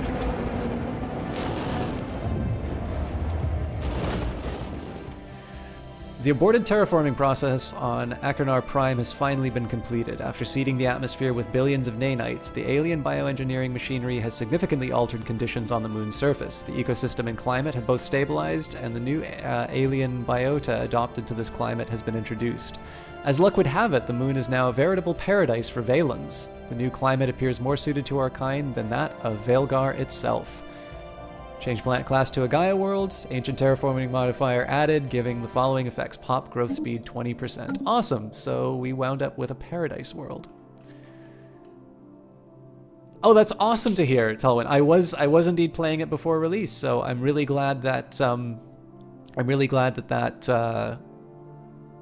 that was enough to push you over. It is definitely a game that requires a lot of you to get into, but I think it is. I think it really is all that needs to be said to see that I'm still playing it after all this time. So, Isaacson says you try to read up on them from different news sources, then read about their past careers and education. Then you think about what you believe in and what you think needs to be changed, and you pick the candidate that seems most likely to align with that. Though with presidential elections, it often comes down to two candidates. Yeah, exactly. And it's... yeah, well, I feel the same. So this is going to sound like heresy. I'm not the biggest fan of Justin Trudeau. I don't, actively dislike him. I wouldn't, lead a movement to have him, booted from the Prime Minister's office or anything like that. I'm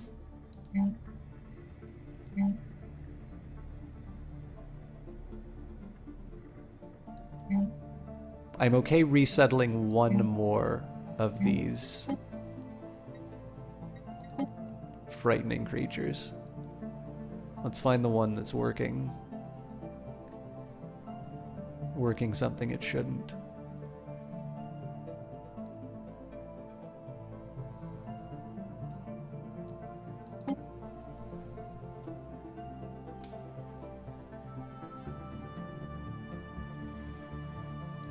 It's really just a drop in the bucket, but it's a start.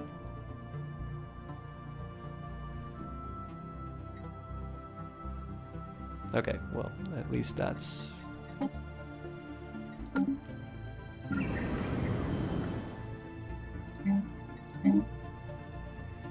So here I'll build a slave processing facility so I can get a little bit of food as well.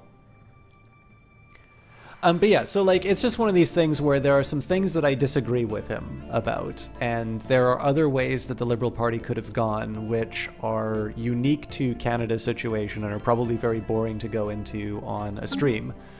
But that's true of just about everything. It's not like I sit down and say, I'm really mad that, the election turned out that way. I don't always get my pick. And, okay, so if it's a Carillion that's being formed now, then what I should be doing is canceling this. And a Valen should be taking its place. Oh, for God's... Construction complete. You know what, the AI is gonna always fill that. Okay. That's really frustrating that they're doing that. That's one of the reasons why I've got these weird species demographics. So, don't build robots. I can't believe I'm actually... So what I'm doing is I'm actually sitting and there we go. Okay.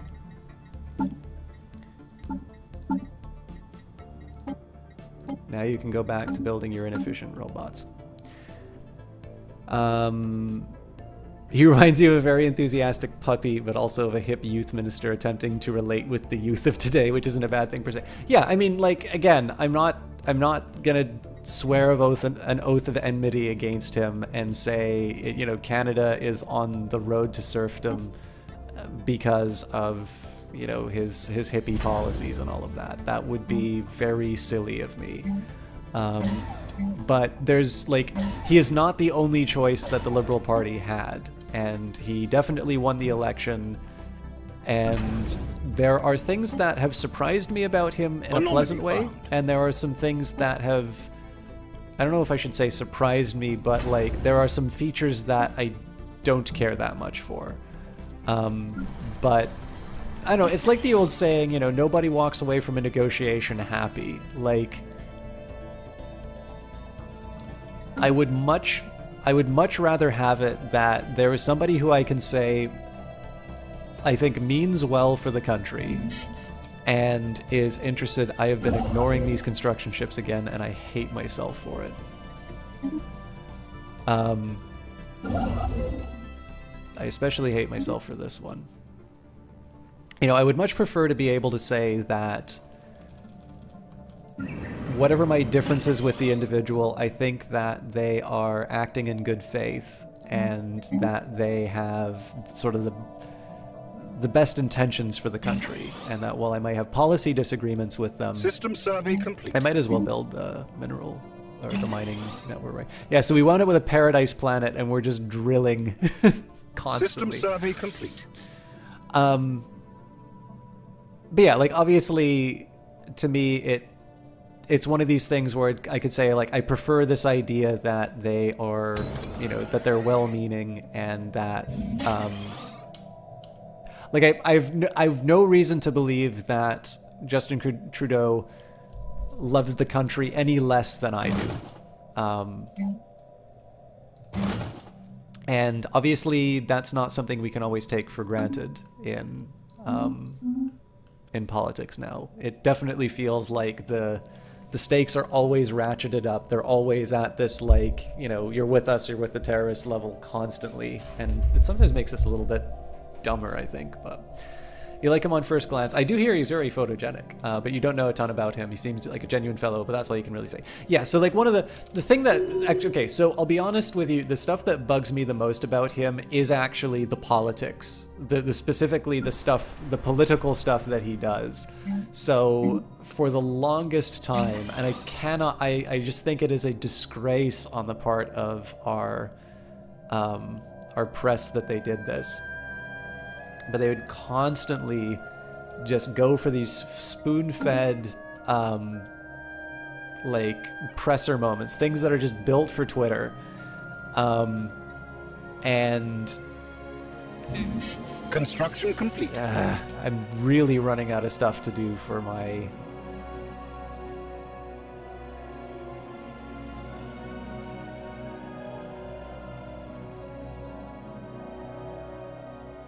Okay, I know how I'm gonna handle this. Like, I remember the really famous line that everybody makes a big deal out of, it's 2018. Like, I believe the phrasing of the question that he got was something to the effect of, you know, Mr. Prime Minister, why are you fulfilling your campaign promises? No journalist like is going to ask that unless they're, like, following somebody's instructions, right? Like, that is not a naturally formed question. And it's like, you know, things like showing up in the background of, like, a graduation photo or something like that, running along the seawall. Like, there's always been these cases where it just so happens that the press is hanging out in the right place at the right time to get these quote-unquote candid moments of the Prime Minister doing cool stuff. And I get that it's part of the game. I just find it really annoying. And I also think to a certain extent, like, I just want to say it's like, you know who doesn't, like, President Macron of oh my god, of France, does not seem to have to remind the world that he's cool all the time. But then you'll have stuff like, you know, Justin Trudeau at, you know, trying to explain quantum computing, or he'll wear funny socks at a public event, or, you know, the India trip was something that was a bit of a political, misstep for them, and you know, people just didn't really care that much for just swanning around India in dress up. So, but like, this is all really, like, the thing that bothers me the most is I would much rather talk about whether or not the Liberal Party has been effective at passing legislation, which is something that I don't think they've been as successful at as previous governments. I would much rather conversations be about that than what color socks the Prime Minister wore. But I also appreciate, like, you need only take a look. So, like, there are a few things that are in common between Barack Obama, Donald Trump, Justin Trudeau, Emmanuel Macron, and they are all, like, I will say they're all very good as reality television show presidents. Like, they photograph well, they, you know, to the people who like them, they provide a pretty steady stream of, you know, shareable content and so on and so forth. And clearly the intentions of these men are very different, right? So, like, it's not to suggest that, like, I'm not going to draw the parallel between Trump and Obama in the sense of saying they have the same policy goals. But in terms of just being able, like, I think the thing that people sort of fail to realize is Obama was a really decent guy, or at least that's the impression that I got. So even if you know, like, you can disagree on policy stuff, that's fine. Like, nobody's saying you have to like the way that he governed the country, but I think people sort of took this, you know, if you think about the 2008 campaign and stuff like that, and the way people were behaving during it, it seems that because we just had such a good run on the first candidate like that I think there was an assumption that all of the candidates that leveraged that kind of attention and got that kind of, had that kind of effect, would always be good. And it turns out that there's no requirement that you be a very decent person to be able to use those tools well. And I mean, this is the thing, like, I actually really prefer it when my governments are boring. And I mean, partly this is because I'm a civil servant, right? Like, I do the econ thing. Like, I actually like looking at the numbers.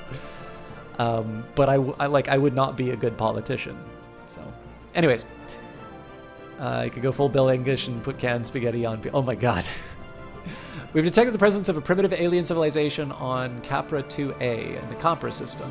They appear to be in the later stages of a Bronze Age, having mastered early metalworking. Although most of their population is rural, several large city-states have formed. We should consider building an observation post above their world to study them more closely. And scarred by centuries of debris impacts, a dilapidated relic of a station hangs in orbit, trailing wearily behind Capra 2A. Its decrepit state and unrecognized technology will require a team of specialists to investigate. Situation log updated. And I'm going to need to make sure that I move my level 5 Construction complete. Soon.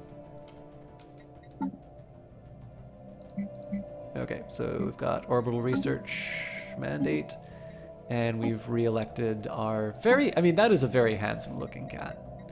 So 112-year-old cat has been re-elected on a platform of building more research.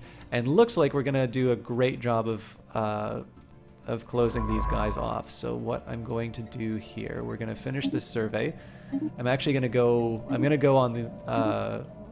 go aggressive, and I'm actually gonna try and take construction complete. Obviously we'll have to fill in all this stuff later, but right now I want to go and I want to just cinch that as tightly as I can and keep them from being able to expand. Okay. And again, I'm really focused on making sure that I have, I basically have tasks to do. Okay. So, it absolutely pains me to do this. Ooh, it's a level 6. Construction I think I'm gonna complete. just leave that right there.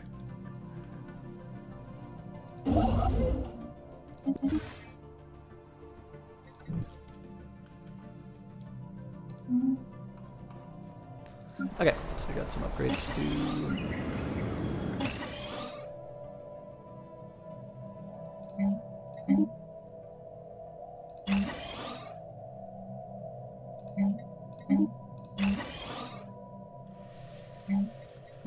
I am tempted to just build a stronghold here. Nice little bonus unity.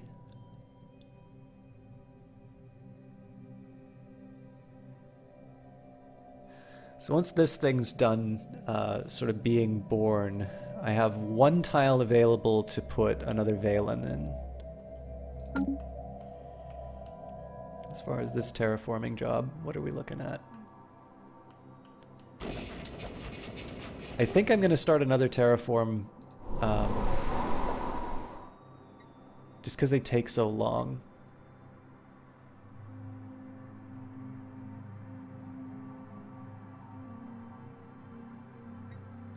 We received a communique from a previously unknown spacefaring empire that call themselves the Mishar Combine. They claim to have learned of our existence by listening in on communications with another empire that we are in contact with. They bring greetings from the Grand Marshal Ilmas Maikon, undisputed ruler of the Mishar Combine. We wish to learn more about your species. Which martial techniques do your warriors employ, given your fascinating biology? We do not take kindly to your sort. Yeah, so we will not get along with these guys at all. They're pretty weak, and alright, so these guys are basically gonna get incorporated into the collectors. Tissalum.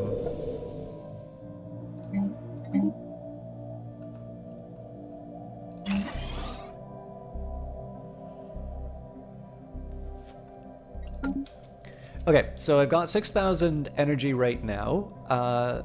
I really do need to, I think I need to, when I have enough of a reserve energy-wise, I think I'm just going to start, terraforming planets. And Sizar 3 is a reasonably sized planet, although there's obviously a lot of toxic kelp. I don't know if that goes away when I terraform it. But our species likes alpine worlds, so that is what we will turn it into. So the aim here is to make these... basically, I want the things closest to my core systems to be terraformed first, and then I'll sort of expand out. Because the idea is I'm eventually going to start trading. Well, actually, there might be an argument for me to do things like this system so that I can trade these out. Anyway, so the plan is that I'm going to turn these into a sector fairly soon. Once Bashpat is something that I can colonize, I'm gonna focus my cores a little bit closer to home. One of the big reasons for that is if I was better at building sectors, I would actually have an AI already building all this stuff for me here. But AI doesn't always make the right decisions. So. We've allowed you to move freely in our territory for too long. Today we draw the line. Alright, particular fears. The station in orbit around Capra 2A was once a massive particle accelerator with orders of magnitude beyond the capabilities of our own, where an alien nation studied the very nature of the universe. Its records reveal the aliens came to believe that our universe existed in a false vacuum bubble, an inherently unstable energy state that could collapse into a true vacuum at any time. If ever an instance of true vacuum came into existence, it would catalyze the conversion of the entire universe into its lowest energy state at the speed of light, destroying everything in existence at an observable but inescapable rate.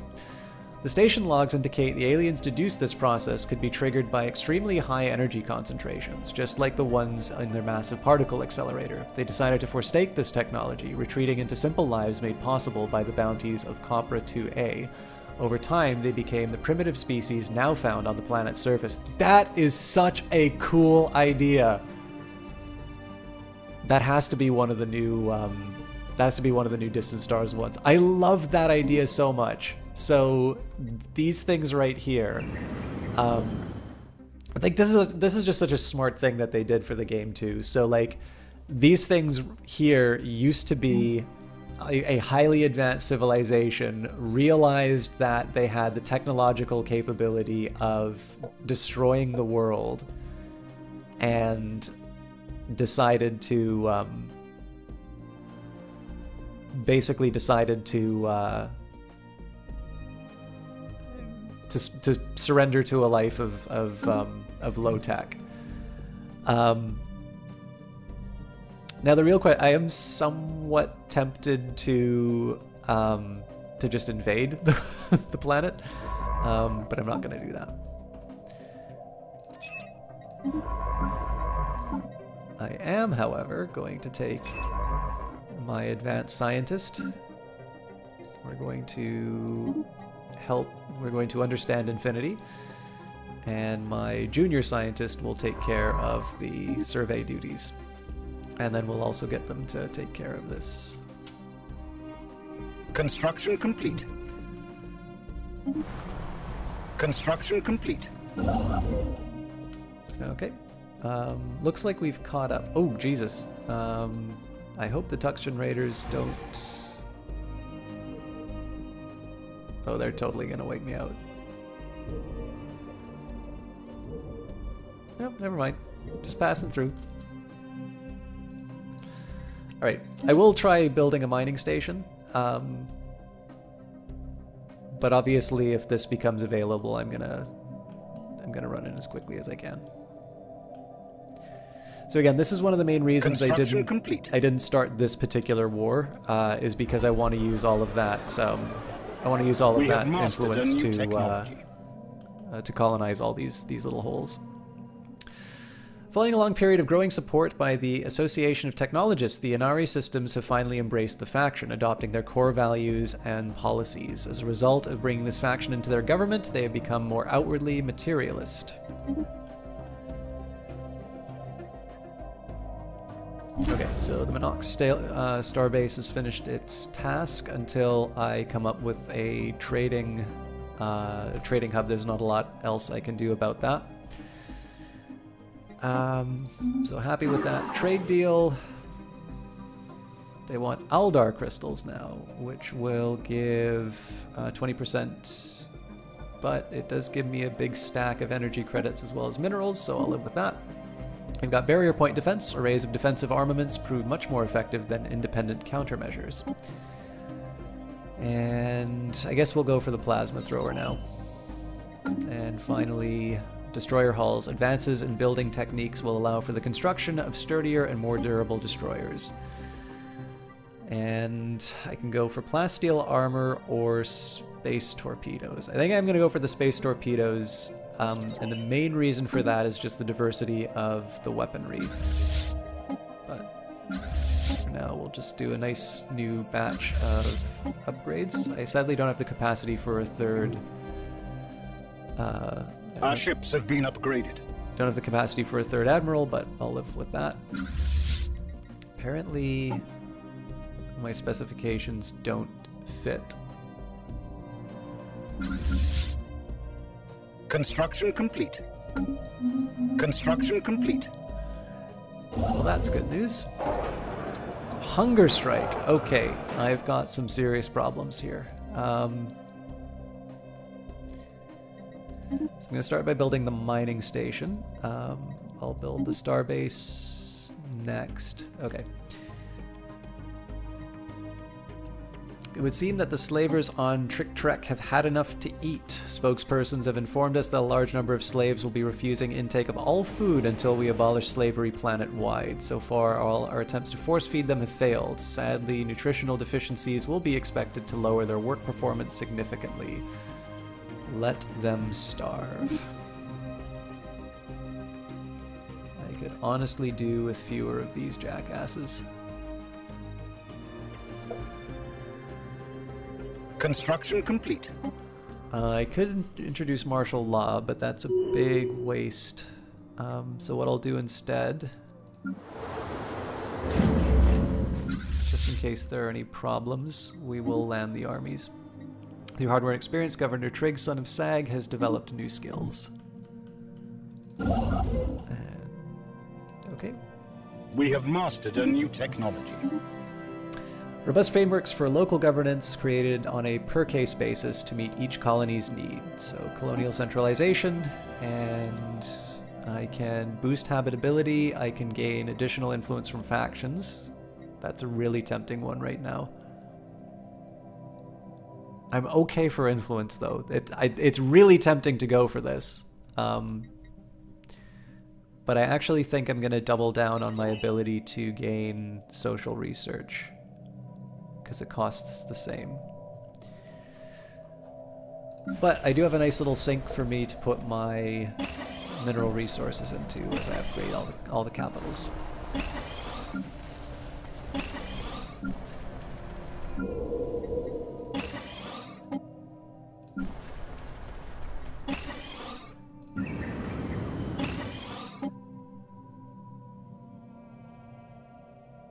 It's turning out roughly the way that I want it to, but... System survey complete.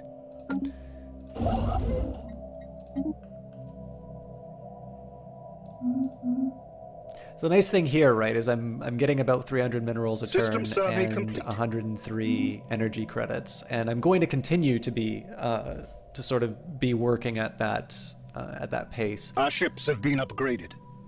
Good news. There's actually an argument for me to build another construction ship right now. Although all that infrastructure is going to be... I should probably build another science ship before I do another construction ship.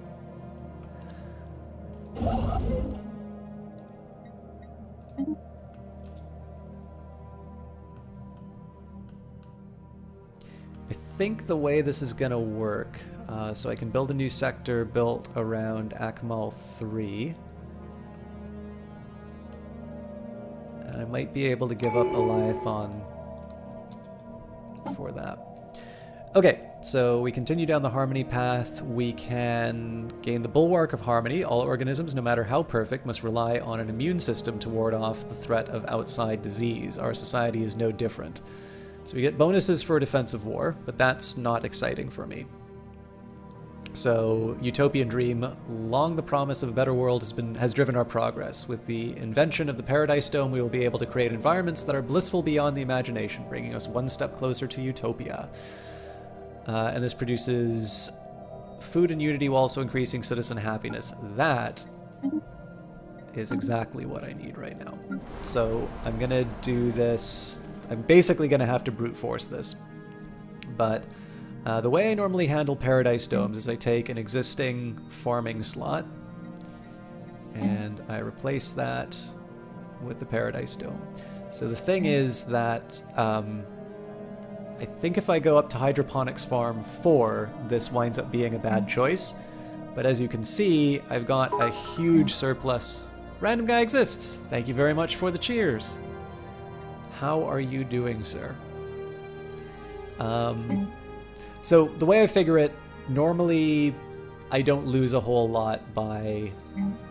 Actually, I'm going to replace 2 of these. So this one will get a Paradise Dome.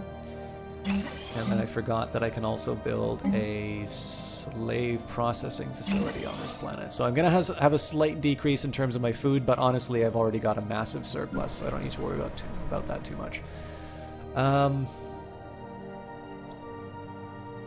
Alright, none near the capital, but similar story. We'll replace this, and it looks like I do have the ability to build a slave processing facility here as well. So we'll just do this for each of the planets to make sure that I'm maximizing my outputs. Right now, I am a little bit too focused on generating food for my own good. Also, I can build an energy grid for additional unity. I will save that for when I can get rid of volcanoes. You're doing fantastic. You see the Space Cats are doing well. They're doing very well.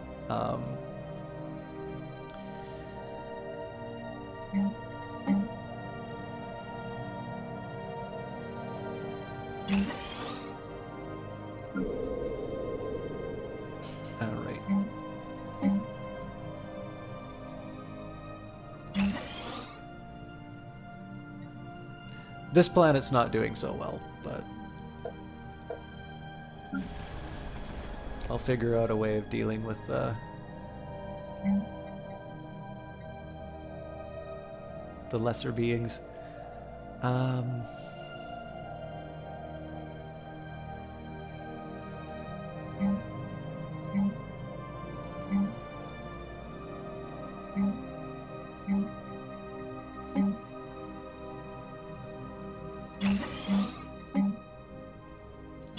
Again, just Paradise Domes and slave processing facilities to maximize output. And I guess... there's no point in upgrading that if I'm just going to turn it into a new one here.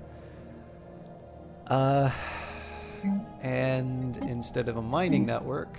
oh no, I should have made that a mining network because I'm already building the slave processing facility. Yes, this is exactly the way it should be. Okay, so on to the sector.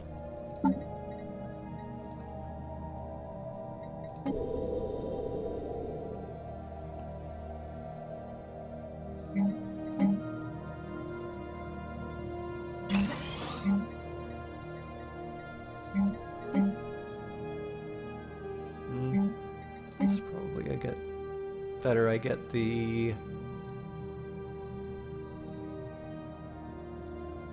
yeah, I want the mineral bonus. I realize this is not the most compelling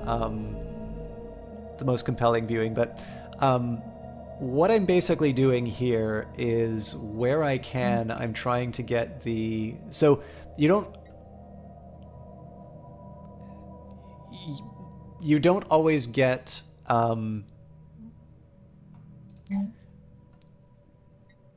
it should explain how these things work. Adjacency effects. So basically, mineral food and energy outputs are boosted. Actually, now that I think of it, I was doing this the wrong way around. So what I should be focusing on... ah, okay, so this was an empty tile. I should actually be... okay, I'll reconsider that. What I should be doing is, because my regular farms can actually be upgraded to other things... oh my god, I don't even have a monument.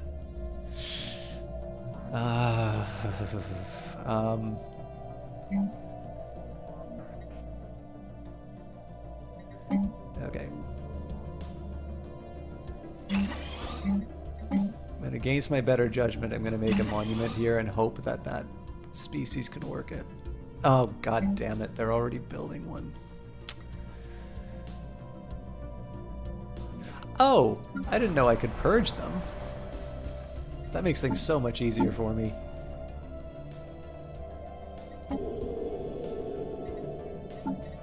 Alright, so... yeah.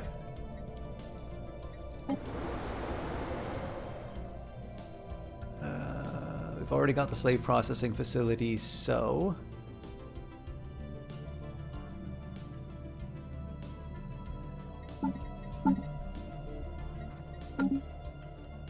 okay, so there's a couple things I'm going to do with this sector. First of all, you're not allowed to build robots anymore. And everything that's working a tile it shouldn't be. Okay, so... I'd love to resettle this thing, but I'm just going to opt for disassembly. I'm sorry!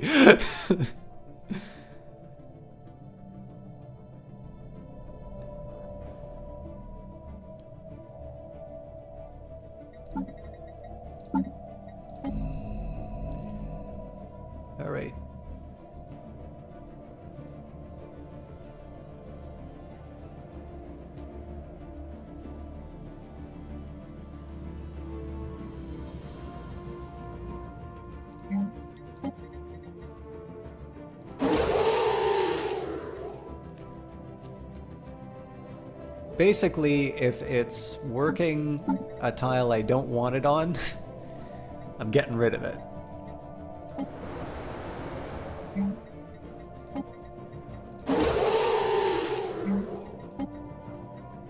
I should be doing this one at a time, though. Random Guy Exists, thank you very much for resubscribing. That is 2 months in a row. That's quite a division. I can imagine how the obvious difference between the residential areas is... I mean,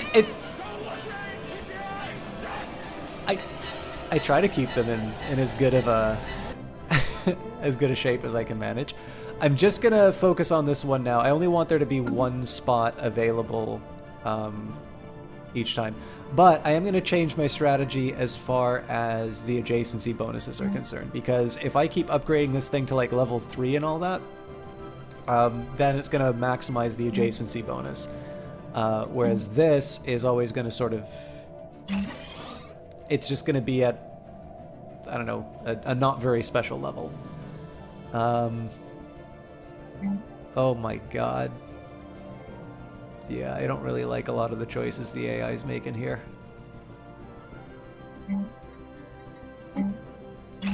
It's like choosing farms over monuments. I don't know about that. Okay.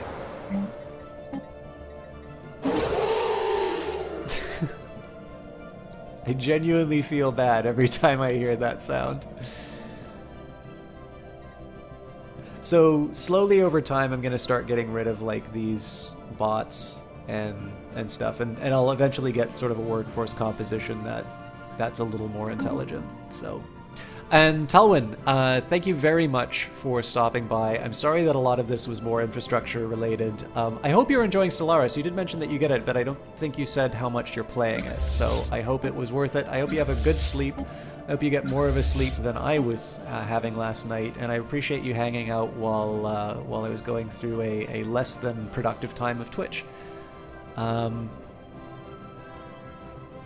as always, if you want, the VODs always go up on YouTube, so if you ever want to see the not very exciting non-live version of it, there's always going to be a way that you can see it. The Krillians deserve slavery, if that's what they sound like, yeah. Our ships have been upgraded.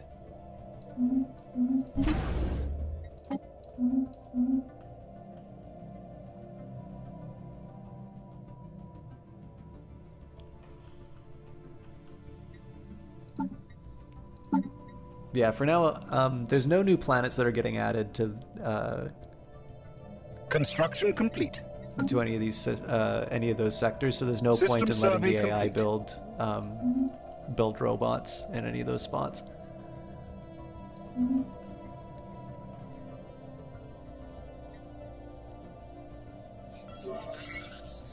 As per President Gak, daughter of Muri's mandate, additional research stations have been constructed. So I can't remember if it was always Unity that you got from fulfilling mandates, but it actually makes me think that democracies are pretty powerful now. Because if you're able to get sort of that's basically like... That's almost like... It's not exactly a year's, but it's close to a year's worth of Unity for fulfilling a mandate. Living metal lakes. Investigation into the caverns below the surface of Akmal 2 reveal them to be filled with silvery liquid metal that flows from cavern to cavern in gleaming rivers, pooling into underground lakes. More surprising still is the discovery that this metal substance shares many key properties with organic life forms, including responding to environmental stimulus and exhibiting self-sustaining processes. It remains to be seen whether this exceptional metal should be classified as truly alive, but it may have several practical applications for our engineering technology. So, engineering bonuses as well as a technology to research. Unfortunately, that technology can be quite costly. Okay, so I have a free science ship, so let's think a little bit about where I want to go. So what I'm actually going to be doing, I'm going to be doing I'm going to step back a little bit, and I want to consider what my research and my exploration goals for the next little while are. So I'm going to start by Building another stairbase. Mining and research. So, it's not a vassal of mine, it just has very similar colors. But we are on reasonably friendly terms, so I don't have the technology for vassalization yet.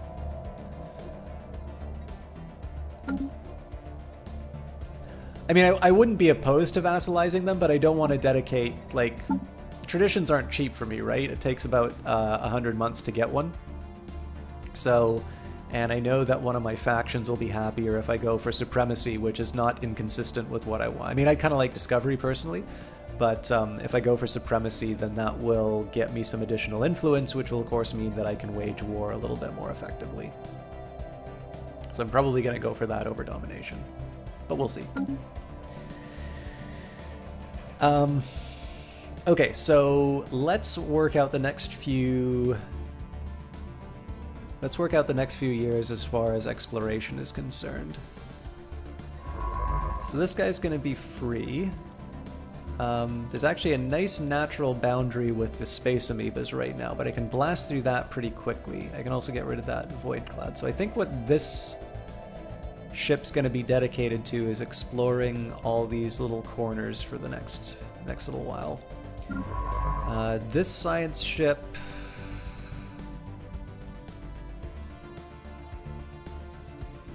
Interesting. I mean, I should consider what my options are on this side of the galaxy.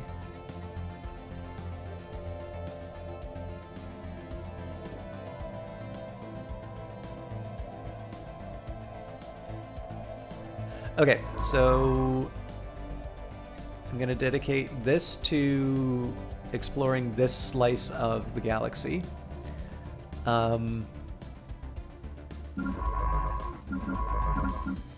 This ship I am going to dedicate to going north, and then they'll jump through and explore this area, which means this ship should... Okay, it's going to be a really indirect way that I accomplish this. I'm going to start by surveying these last two holdouts. And then I'm going to send them here. So this is actually going to wind up expanding my sector, most likely.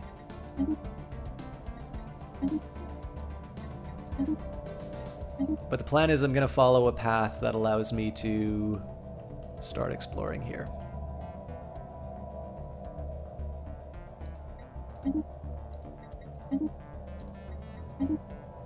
I'm probably going to have to cancel all these orders at some point, but yeah, I like where this plan is going, because that should allow me to sort of cover the maximum territory. I wasn't aware that domination was required in order to vassalize other empires. They did add that in version 2.0, and also to create federations, you require the... Excuse me. You require the diplomacy tradition. And I believe it's... So domination, basically by adopting the domination tree, you get the demand vassalization diplomacy option right away. Federations actually come one after that. Alright, well this is not surprising. The lawless Unith system has become a safe haven for an increasing number of pirates, smugglers, and various other criminal elements. These outlaws are based beyond the current boundaries of civilized space, and they frequently venture into our systems in search of victims. Fortunately, we have the means to stop them. They must be dealt with. Although I wouldn't hold out hope for this stuff surviving long enough. Yeah, I mean, one problem in my view with vassalization was that with the new combat, especially after they rebalanced it, it was a little bit too easy to just start gobbling up neighbors. So the idea here is that if you want to go down a vassalization path, you really need to commit to it. And I think that's the right way to handle it.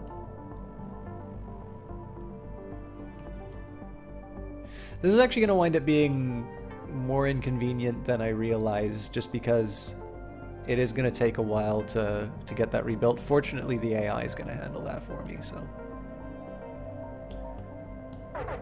Oh, they're getting brave. One of our stations is under attack. Construction complete.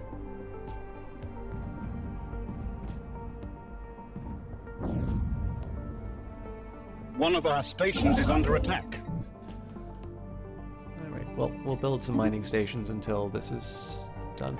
This is the gold for us. If we can take Capella, then we've completely cut these guys off from reuniting with their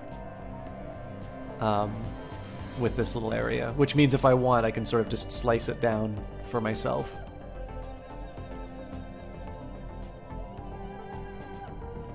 Also, it looks like I have, if I'm not mistaken, so I basically have a base on each. I have a base on each planet that I want. And it looks like I have room for 2 more, so I can actually start putting bases on these wormholes, which would not be a bad idea. So I'm just going to upgrade the 1 for now, but slowly I'm going to start folding in some more of these. Hang on, what's this guy doing here?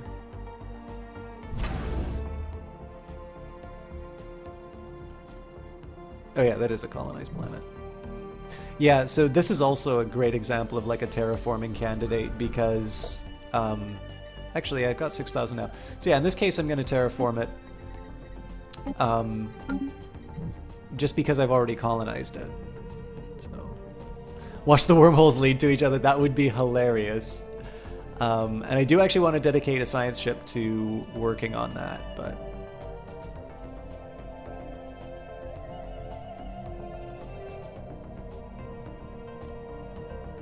yeah, right now I'm just trying to blob out as much as I can in terms of my survey complete. My systems. All right, so they lost 5 raiders. They were able to take the base, which surprised me, but then the Wing Hussars arrived. One of our mining stations has been lost. This looks like 2 of my mining stations were lost.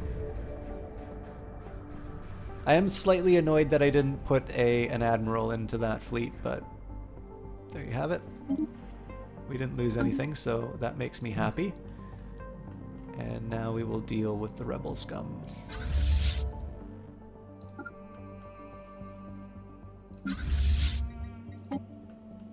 Our ships have been upgraded. Incoming transmission. They want energy credits in exchange for minerals. That's a great deal for me. Construction complete. Or other way around. They want to give me energy credits for minerals. Normally, I can't get people to do that. Okay, good. I was terrified that they weren't actually understanding Infinity. By the way,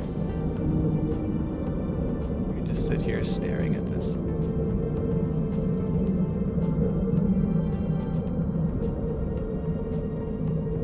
We have mastered a new technology.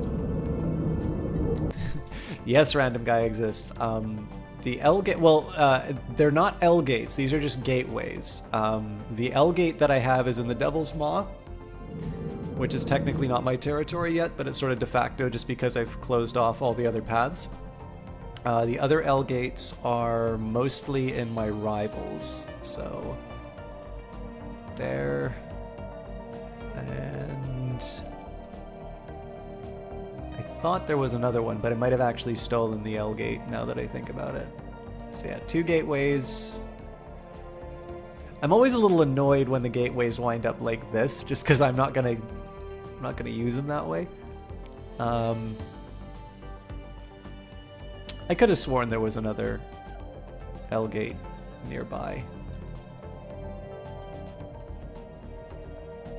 Anyway, yeah, we do have access to 1, but these are different from L gates for sure. Oh damn it! I've got 3 wormholes I need to do. I forgot.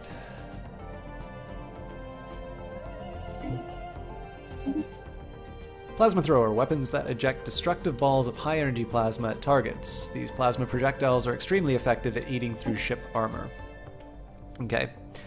So my low-cost options are physics labs and power plants, and given the fact that I am dedicating a lot to terraforming, I want to be at peak energy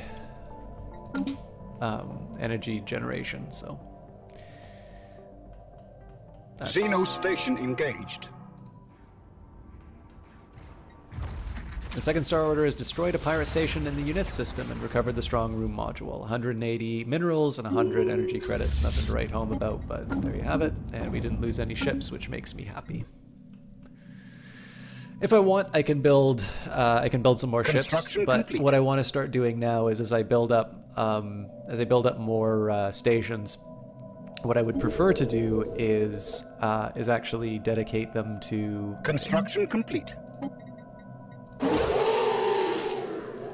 We have mastered a new technology. I'd prefer to dedicate them to new cruisers once I research them. Space torpedoes. These torpedoes are essentially very large, slow-moving missiles. They are equipped with more powerful warheads and shield modulators that let them slip unmolested through energy screens. Droids is very tempting to go for, and it is my cheapest option. So as much as I want cruisers, as much as I want star fortresses, this will... So droids get more mineral bonuses, and I believe the penalties for working certain tiles are less. Now, the drawback is that their upkeep is higher. So I am going to suffer a bit on my energy, but I think it'll be worth it. Especially if I encounter some kind of, like, commerce exchange. I'll definitely be able to flip out some minerals for energy. But honestly, I'm doing pretty okay as far as my capacity is concerned.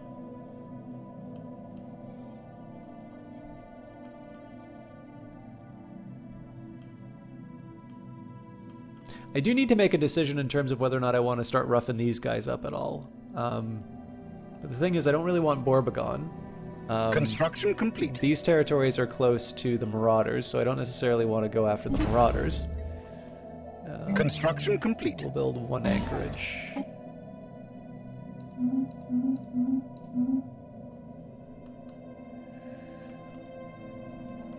Colonization efforts begun. Hang on. Bashpat C3 has been terraformed into an alpine world. Well, that's good news for me. Alright.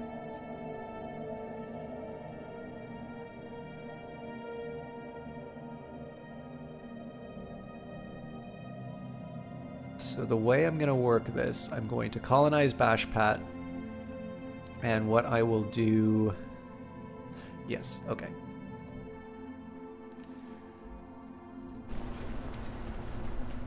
Look at that. I love that effect. And it turns out that gets rid of all of the tile blockers, which is amazing. So, it also means that I can stop murdering the inconvenient Corellians.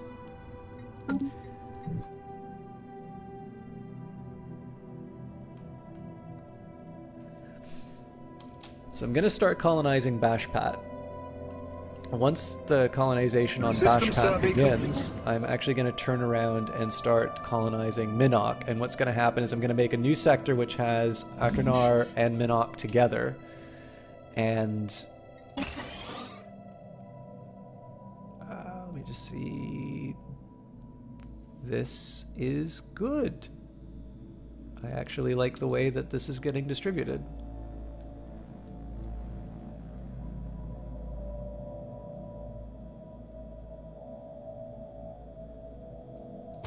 And I can seal the deal by building a robot. Construction complete. Okay, well, we'll flip that around, but for now. Yeah, so the way this is going to work, so my terraforming efforts are going to start paying off in the next little while. So what I want, basically, there's a few things that I'm aiming to do.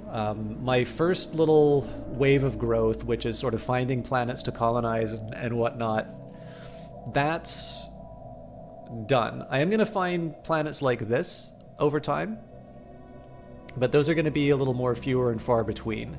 And so some of my expansion is going to be coming from terraforming and putting populations on there. And again, I'm getting quite a bit as far as food is concerned. So essentially what's going to be happening is I'm going to be trying to terraform systems that... So one thing I want to do is try and keep my core worlds pretty tight together. And then eventually what's going to happen is I'm going to be building some more sectors to sort of handle administration for me. So for instance,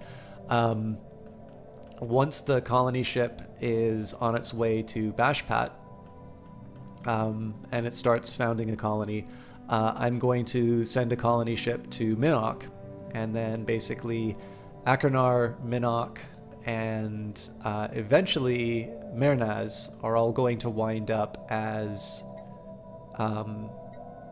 sort of like one set of core worlds for this new sector.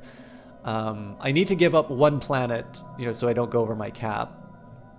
A similar thing that's going to happen here is Akmail, so I'll colonize that. It's a nice size 20, and something like Eliathon is reasonably far away from my home system. So eventually, once I and this is a size 22 arid world, so to be able to terraform, seize this, terraform this, and I mean, I can take over this planet at some point. There's a few possibilities there, especially because this is a good Gaia world, right? So I guess the real question is if I want to invade it or if I want to try and infiltrate it, but I'll figure that out over time. But I am actually sitting on another 5,000, and I've got terraforming fever, so I think I am going to... This is sort of the most obvious candidate for a new sector, so I'm gonna go with terraforming. Where are you? Yeah, here we go. Now it's gonna leave me light on energy, so if I have a big wave of of administrators that die, that's not gonna work really well for me, but. Yeah, I like infiltration a lot. The only problem for me is... all right. Clearly I can find better things for you to do.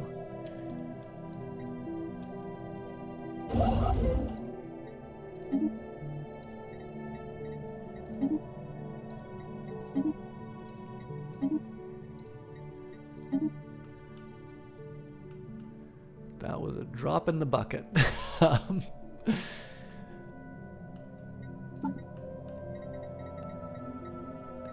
Let's go back to my sectors.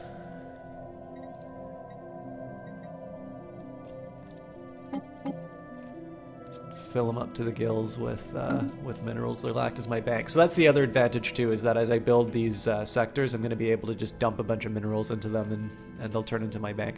Yes, the only thing I don't like about infiltration is it's going to take me a long time to get it. And I may not want to wait that long.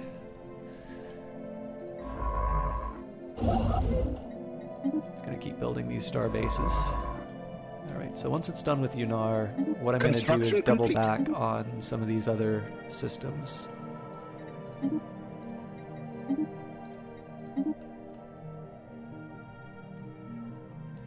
I think that might be where the L-Gate winds up.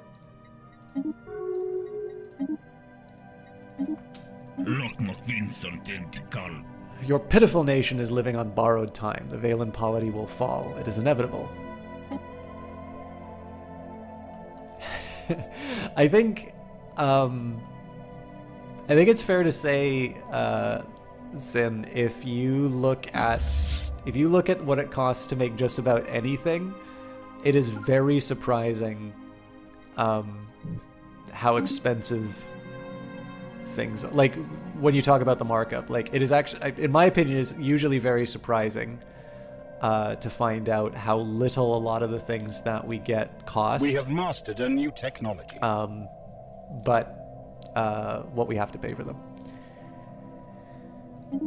Okay, Biolab 2. Studying the life that rises on other worlds and beyond allows us to understand the fundamental aspects of biology that were previously beyond our reach. So this is just to boost up one of my weaker categories. I am very tempted to consider the Quicksand Basin, but I want to see what planets actually have that block. Actually, it's so short. I am gonna go. I feel terrible that I did that, but it will hopefully give me access to other improvements.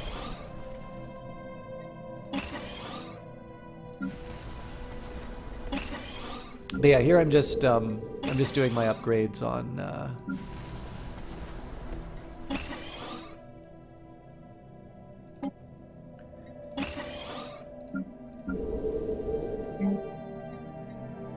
okay, I can stop the purge. Why would I stop the purge? There's no good reason. Granted, using some recycled materials alongside beads, such as what you bought from a craft store on set. Yeah, well, I mean, it's not like... So, if you think about it, right, a business is going to... And I'm not saying this is it's a bad thing, but like any given business is going to want to maximize profits, right? This doesn't mean that, like, I mean, it's not like there's going to be some... Logan can't stick around, but wanted to make sure that you came by and popped this. You are a very lovely man. That is 1 year of subscription.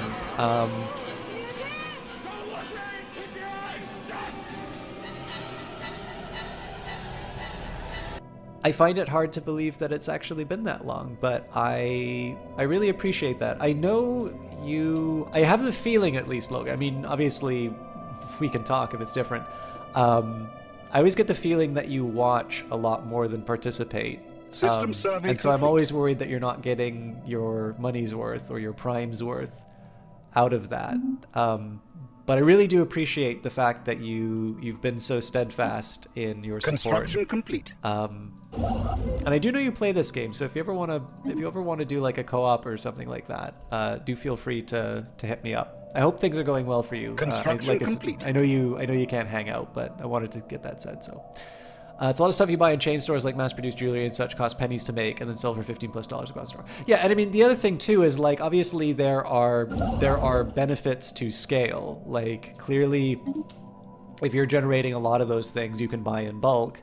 Whereas if you're working individually, you can't. But like, construction complete. There's lots of perfectly good reasons to want to maximize profits, as evil as that sounds. Like, you know, a really simple one would be it allows you to keep people employed, and that's a good thing. You know, it would be nice to have more people who you know, and you know, it would be nice to provide more jobs to people.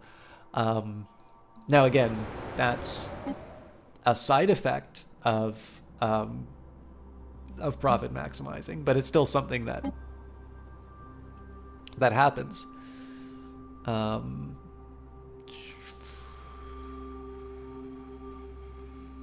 get more doing this.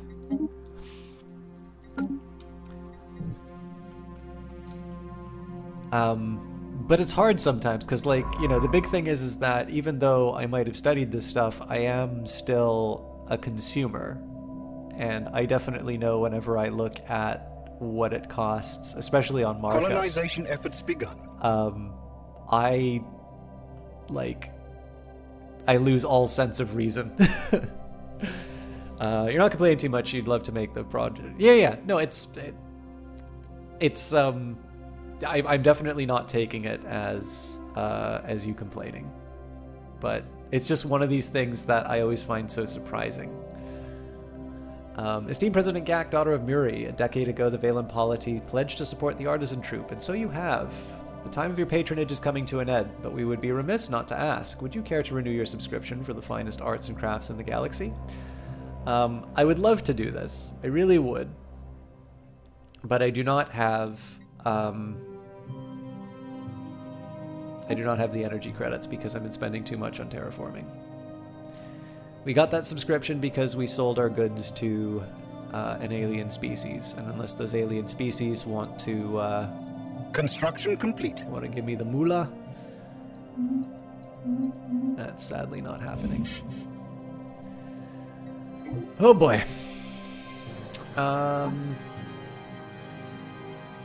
Let's make a deal.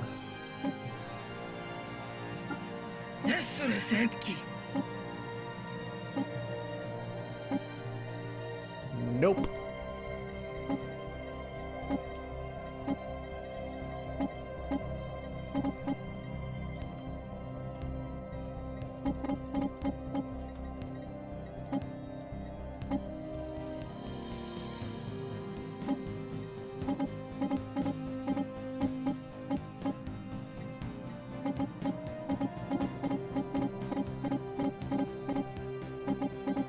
I'm getting kind of hosed with this.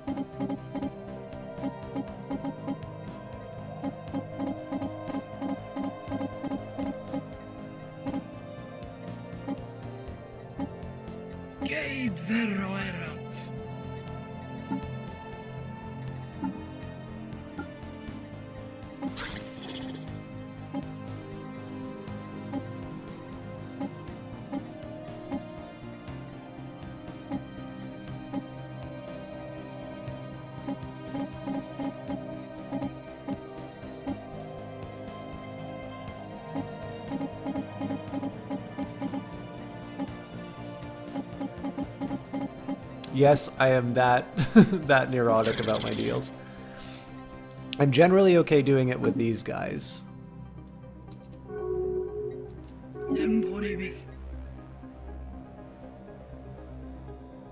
I was really worried about that for a minute. Oh, hang on. I think I screwed up. I give them minerals, they give me energy credits. I give them minerals, they give me energy credits. Okay, yeah, that did work. So if I want, I can renew that subscription. The question is, do I want to do that? Let's take a look who else. Yeah, everybody else doesn't really like me that much. Alright, well, I think I'm just going to sit on this for a little bit. I'm not generating as much energy as I used to. And part of that's just because of my rapid expansion without... We have mastered a new technology.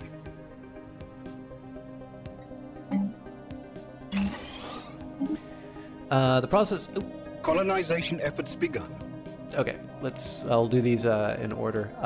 We've encountered some form of alien vessels in the Tram-Bodon system. These strange objects have been flagged as the Tram-Bodon until we can learn more about them. We should proceed with caution.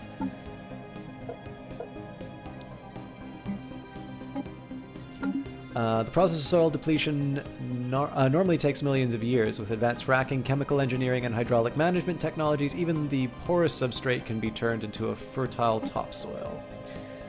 Alright, that core sector systems is just defying me to select it. What's it gonna take, 58 months?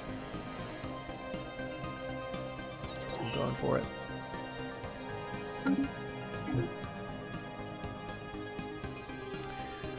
I probably won't have it in time. We have claimed a new world for our people.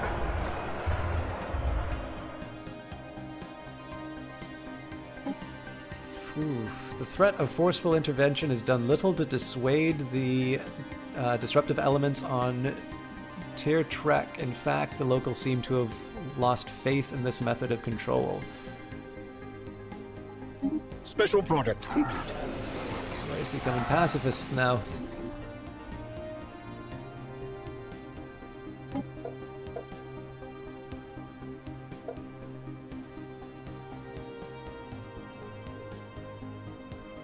I'll be able to get some of the troublemakers out of here.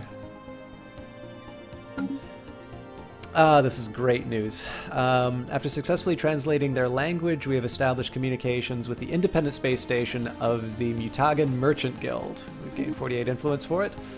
Well met, friends. I represent the Mutagan Merchant Guild, and let me be the first to welcome you to the Tram-Bodon system. Our organization consists of hundreds of independent Mutagan merchant captains who brave the spaceways in search of the next good deal. At our facilities, you will be able to trade away your excess minerals, food, and energy. Please contact us if you are interested in such an arrangement. Well met, and you better believe I am. So this isn't necessarily going to be permanent. They definitely changed this. So the way it used to be is that you could just trade stock amounts.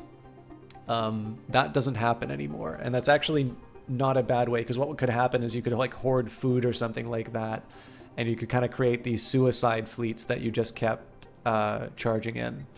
So what we're going to do here is we're going to trade for energy credits. Now, if I want, I can trade some of my surplus food, but I'm going to want to be building up my planets. I never did finish that thought, but I'll get back to it. But I do have a lot of minerals, and I'm hitting the cap. So in this case, we're going to get an extra 50 energy. If only all our customers traded in such bulk. Transferring credits to you now. That is all. So I just gained an extra 50 energy, and all that I'm losing is minerals which, you know, I'm actually struggling to find uses for. This is generally a good deal for me. Obviously, these energy resources will later be used to, you know, terraform planets and such. The important thing to remember, right, is that victory conditions are based on planets, and I believe the requirement is habitable to me. So if I terraform these planets, I believe I am closer to victory than if I left them idle. But I was saying, so the low-hanging fruit of like, oh, this is nice Alpine world. Yeah, as I'm talking about low-hanging fruit.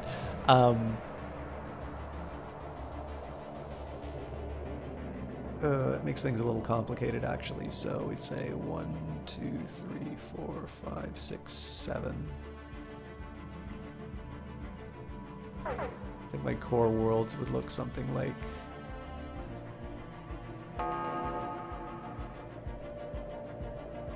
Special product complete. It is done. It is done. Somehow we've solved it. You helped. The organic nature of things eluded us. The answer lied behind us all this time.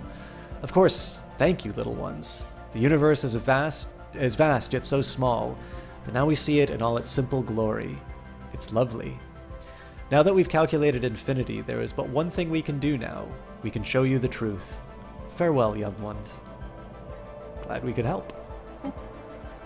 So, for those of you confused about what just happened, the infinity machine is sitting here calculating infinity, and we helped them solve infinity. So the question is whether or not I want to dedicate this person to research, which I'm slightly tempted to do so.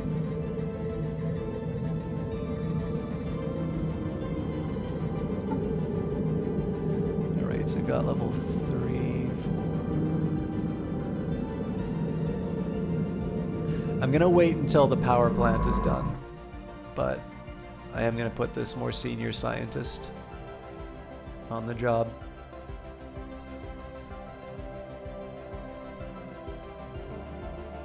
Unless...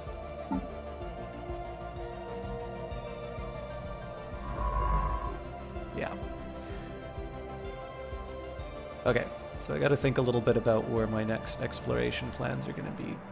This is taken care of up here. Right, this was going to continue on this research path.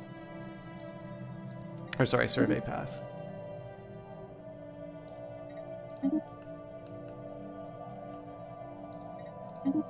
So right now I'm just getting a little bit of a feel for the borders that are going to be created by this exploration.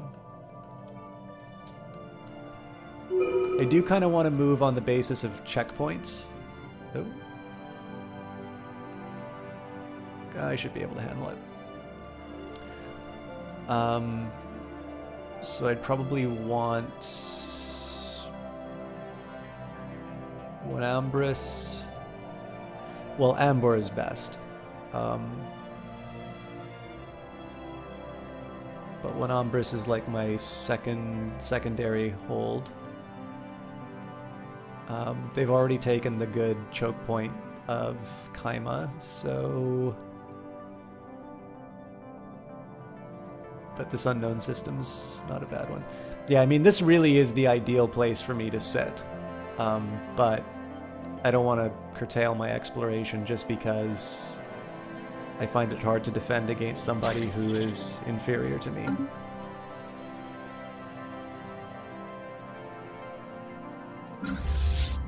Looks like I lost a ship. That's a pity.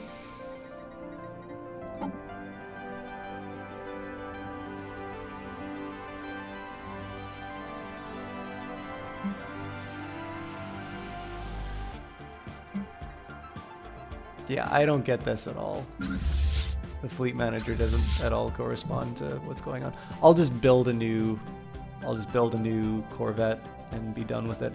But while we're at it, we might as well clear out the space amoeba. The Infinity Machine disappears into Gargantua, the thing it studied for so long. As it passes the event horizon, the black hole begins to fluctuate. It takes in less light, and the swirls of matter being sucked into it slow down. In an instant, it lets out more light than any sun and starts radiating matter back into the universe. The black hole shrinks. Unfitting for the name, we now dub it...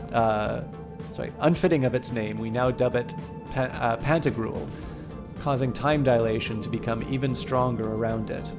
Within Pantagruel, one can just gaze into a mirror universe, the other end of the black hole, one just beginning. The Infinity Machine has shown us the truth. Black holes are wombs, and universes their offspring. Studying this mirror universe is bound to teach us much about the one we live in, learning from other beginnings. Holy smokes! So, we get a 10% bonus to research speed, and that's a beautiful image, by the way, of the Leviathan going into that black hole. We gain 10 physics data, 10 society data, and 10 engineering data once we start working this. Oh, I am so happy I saw that. And achievement unlocked. Infinite creation. Birth a new universe. Believe it or not, I've done the Infinity Machine a few times, but I've never actually seen the conclusion like that.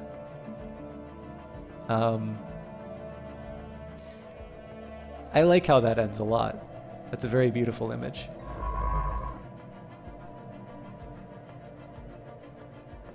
One thing I did neglect was a dedicated researcher for wormholes.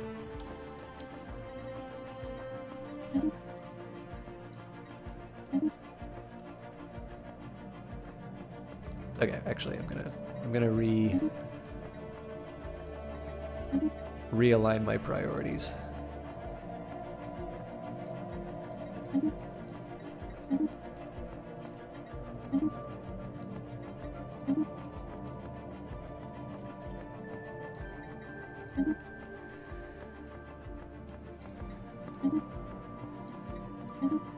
I'm almost certainly going to change these priorities once I kill the amoeba here, but...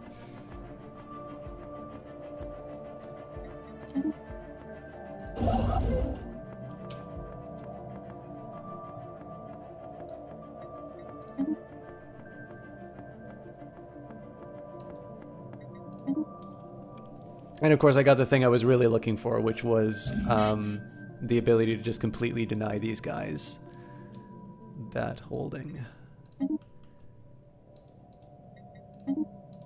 But I'm going to do my absolute best to try and build stuff so I don't have so all these resources don't go to waste.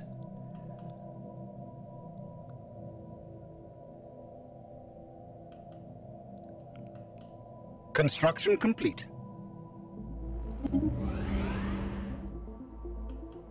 We have mastered a new technology. Alright, power plant level 3. Well, that'll give me a bunch of money to spend on. So basic entanglement principles applied to energy generation provide a substantial increase in energy output. And I can research... Well, the shields seem to be the obvious choice here. And this guy is perfectly aligned with it.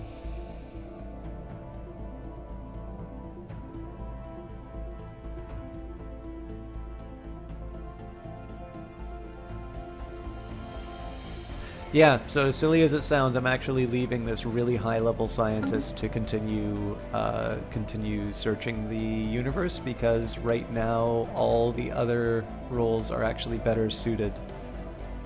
Okay.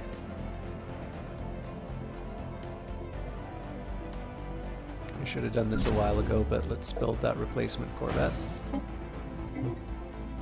And lots and lots of energy. This for me is all good news. Okay. Construction complete. So that's a problem with my paradise domes. If the slaves are working them, they don't efficiently produce the unity. But that's fine, because I'm going to be colonizing some new worlds, which means that I'm actually going to want to realign some of the population.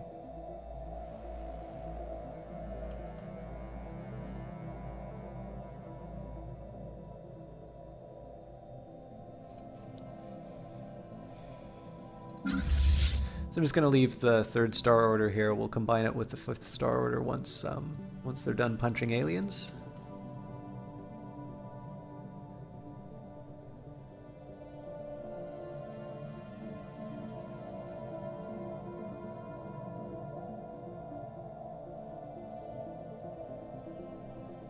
Construction complete. Construction complete. Colonization efforts begun. Construction complete. It looks like the Inari are getting a little brave.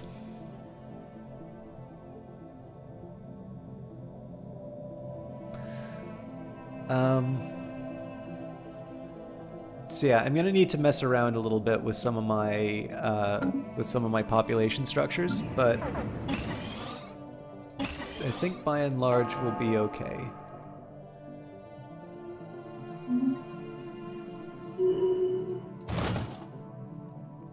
This isn't exactly, like, this isn't a legendary choice, but it does give me bonus unity, so. We have claimed a new world for our people.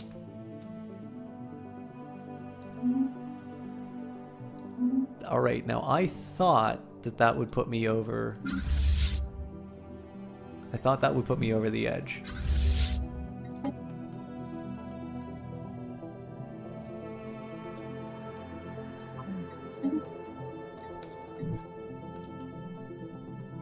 Oh, no, it's just landing, so it will eventually. But like I said, we're going to make a new sector doing this. It will take Memaz, Akanar, Minok, and then sort of the associated systems. It does mean that I'm going to take a big hit in terms of my production, because all of this stuff is going to be less taxed. Slaves pacified. The radical elements on Tissalum Prime have been pacified, and the slaves are back in line where they belong. As it should be.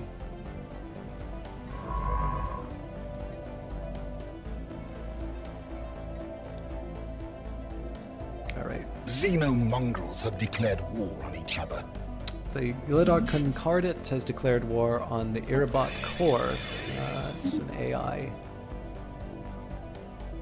Our computations show that Valen error is the primary cause of all failure in your society. Is self-determination really worth the risk of extinction? Ah yes, these guys are not gonna survive.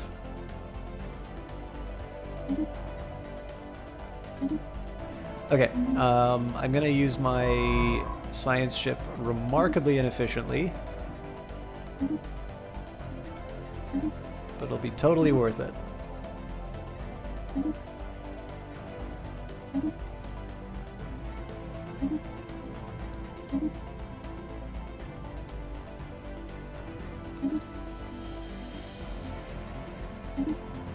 Oh, damn it.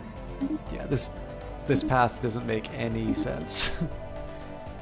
I do want to get a couple of these things done reasonably quickly, which is why I'm doing the path that I'm doing, but I messed up, and yeah, like stuff like that is bad. I'll probably wind up redoing it at some point, so I don't feel too terrible about it, but I do feel dumb.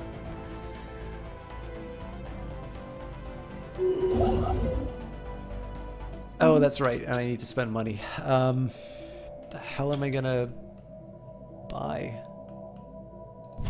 Oh, this'll be easy. So let's arm it to the teeth. Start with a missile battery, and this thing already nullifies shields, so there's no point in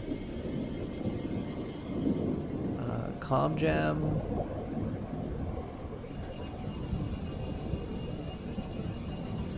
It's almost worth it to go for the resource silo at this point, but in this case, I'll set that up. And what do these things cost energy-wise? I can afford it. 6 energy isn't too terrible for that peace of mind. We have claimed a new world for our Alright, people. now we're over the limit, so first things first. We're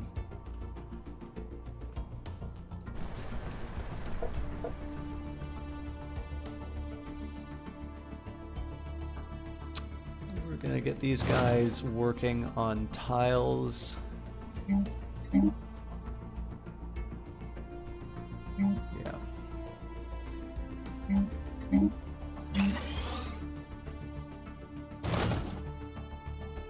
I'm gonna reorganize this slightly differently just to make sure that they're working on tiles that they're supposed to be working on.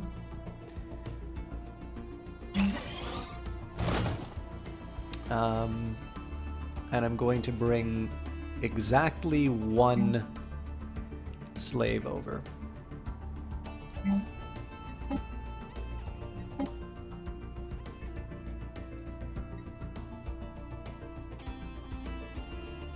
Looks like some of these guys are already leaving on their own, which is not the worst thing in the world. So one of the things I'm kind of hoping happens is that I'm able to move over. So like for instance, I could move over this Carillion into like a mine or something like that and wind up with a Valen. So the nice thing is that like all of this planet's going to start getting inhabited by existing Valens, which means that there's going to be more pops that grow, and I'm sort of able to distribute them a little bit better. It's going to be a little, like, it's not going to be the most efficient thing in the world at the start. But basically what I'm doing right now is I'm going to take this opportunity where I can. I want to find at least 1. So I'm gonna let Paradise Dome sit as they are right now.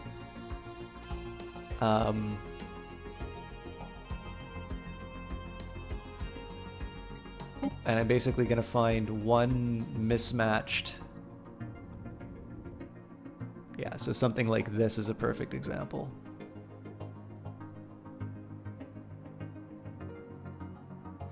Actually, it's Tier Trek that has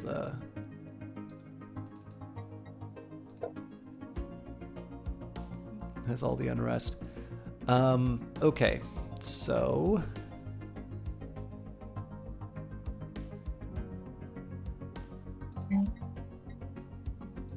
slaves should not be working that resource.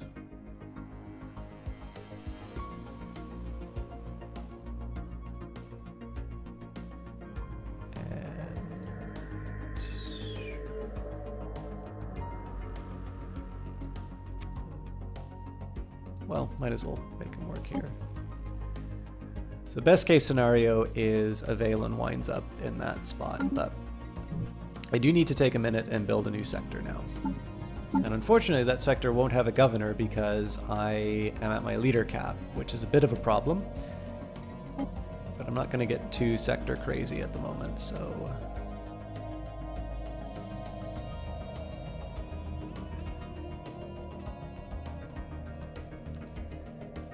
So especially if there's stuff I haven't exploited yet.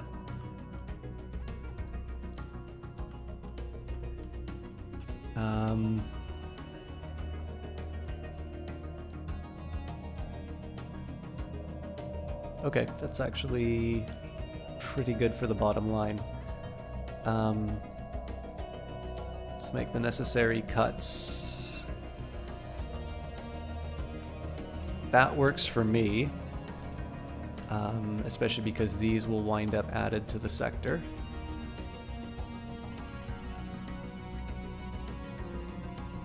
And I'm actually ahead as far as energy. I'm slightly down on minerals, so let's see how that sector's finances are looking. Not bad.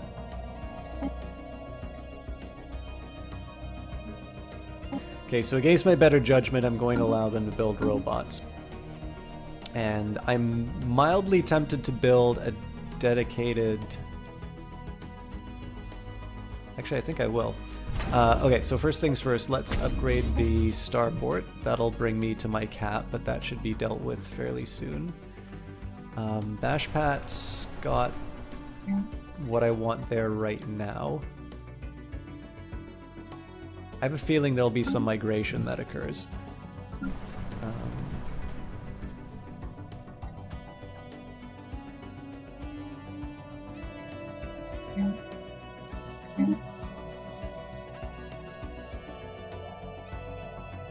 Yeah, there's a lot of tiles for me to work with.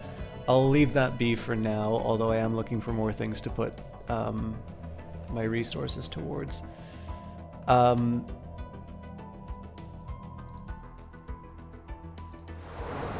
So I gotta remember at 2289, I don't know if the game will give me an alert that that's finished, but basically I want to make sure that I send over some colonists to populate this as well. And this is how I'm basically going to wind up sort of shuffling in debris analyzed. A few new... I'm just going to make sure that the levels for the various species are where I want them to be. Again, I'll probably wind up doing some purges as well, but just this is a nice little opportunity for me to force relocate a few slaves into systems where I think they'll be more useful.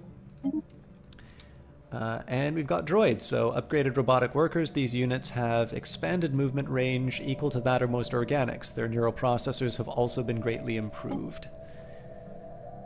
Alright, no point in me doing the L8 insights at the moment because I don't have any in my systems, and everything that comes out of the other end of those things is not always good. I'm very tempted to go for the engineering facilities and such, but especially gaining access to more strategic resources at such a low cost, it's pretty hard to pass that up, so we'll carry on.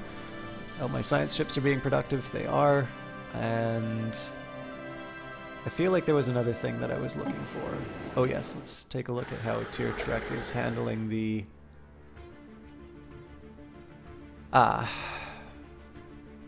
Well, it looks like another Corellian is just working that tile. Great!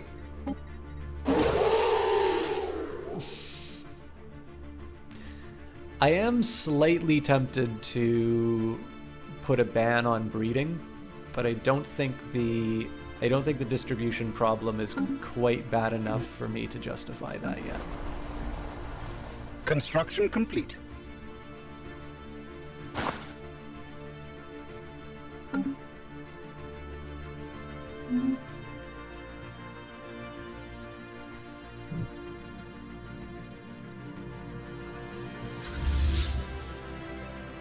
They should not be hanging out here. They should be at the shipyard.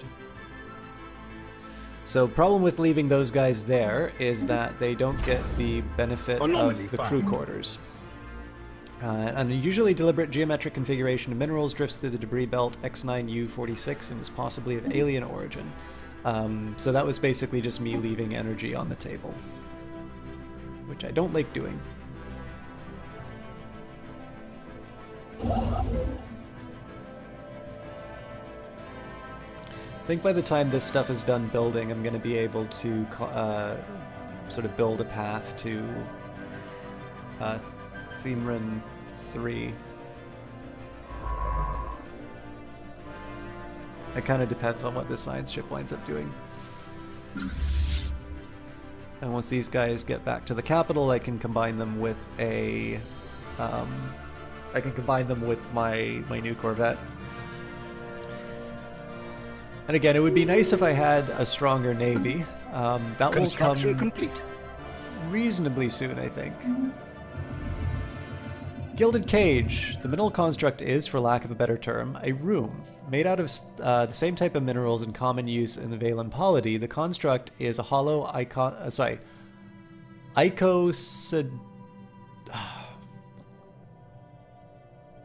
icosododecahedron. I'm trying to think what that...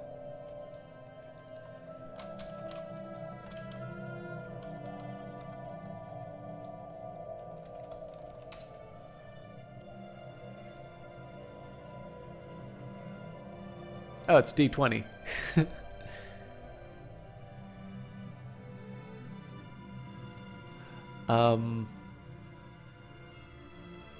Oh, no, hang on. Ah, okay, so I've heard of dodeca, but that's really cool. Okay. So icosododecahedron. It's polyhedron, 20 triangles, and 12 pentagons. I've seen one of these before. This is actually... It really helps when you look this stuff up. This actually look really cool. Here is a Wikipedia page for you guys. Oh yeah, it's I don't think you can play D&D with that, Sin. I was mistaken in terms of the shape.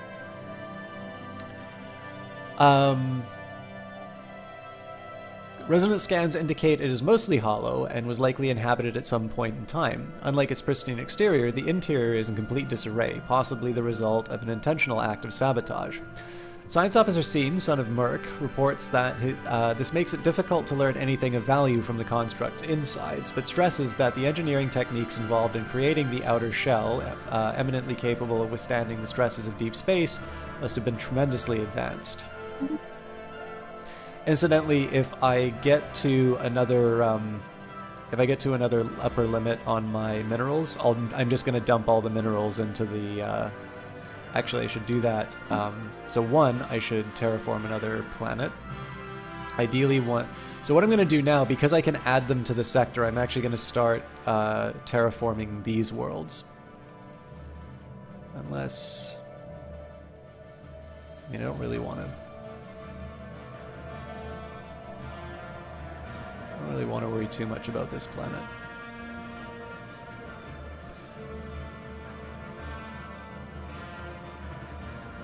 I mean, theoretically, Bashpat and Tissalum could be added to another sector, and I could focus on 1, 2, 3, 4. No, I don't like that scheme. Yeah, I'll work it out. I really just need to do some technologies that'll get me better, or will get me more leaders, and that'll more or less solve the problem. Okay, let's think. What was I doing? Seeding the sector.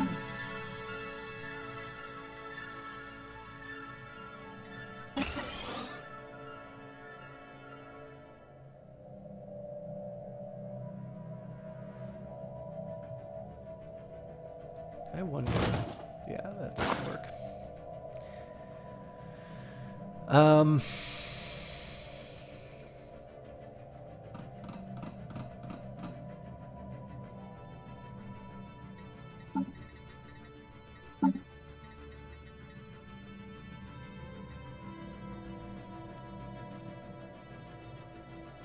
$2K should do it.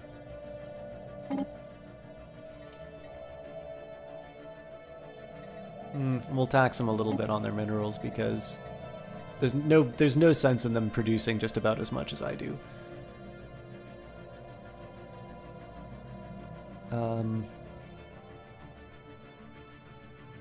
There was something I was going to do with this.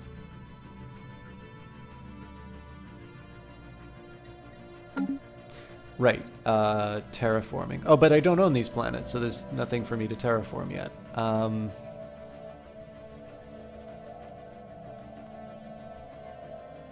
So...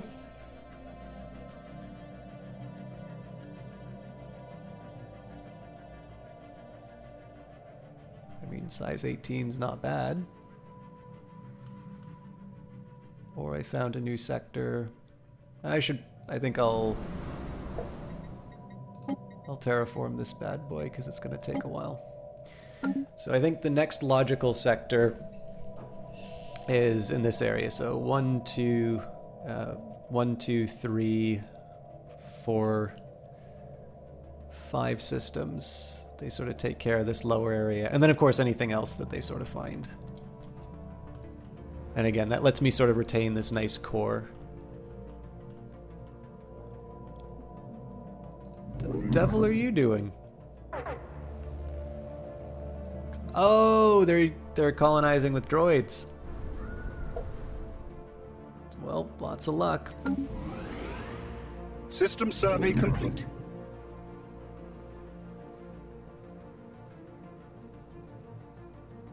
But it looks like it's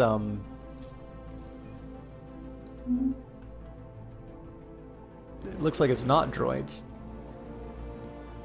We have claimed a new world for our people. Colonization efforts begun.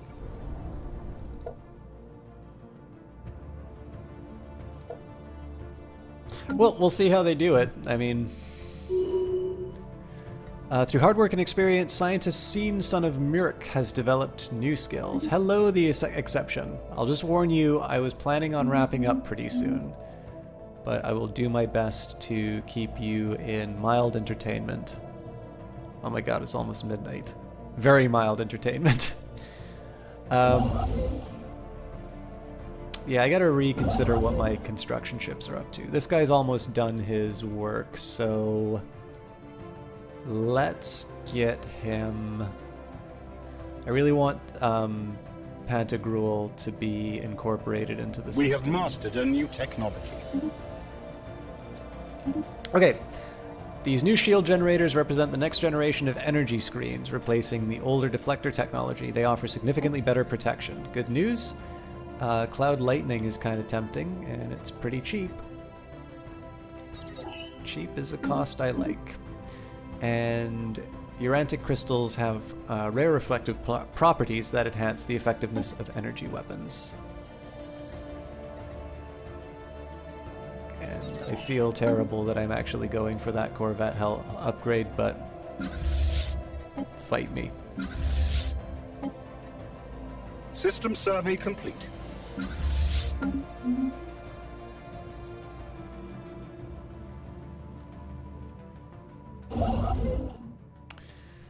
I think I'm going to build another construction ship.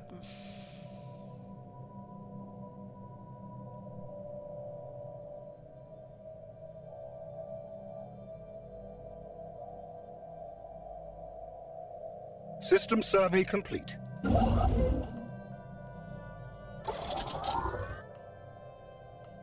I got to think a bit about this. Yes, it Our makes the most ships have sense. been upgraded. So I don't mind this guy upgrading Capra and Akamal and stuff like that. I'm actually gonna realign his priorities a bit.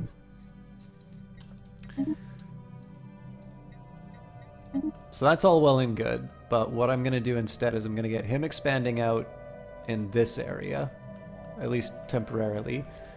This guy's still gonna be dedicated to development here. So that's 2 accounted for. The third one, I have no idea why they didn't build that starbase.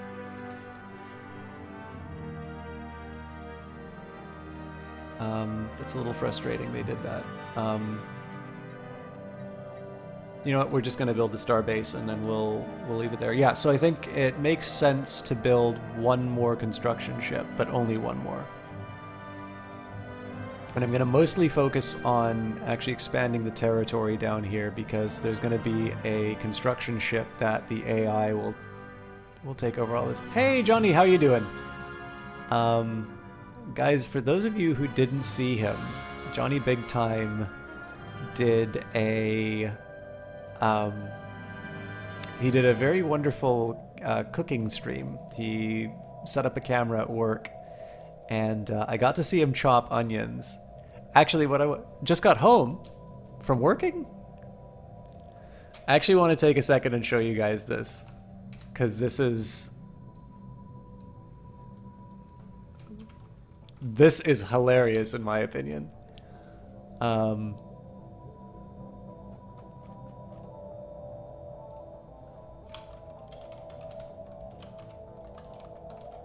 So like this is totally like me being a little silly in terms of I actually should turn the volume of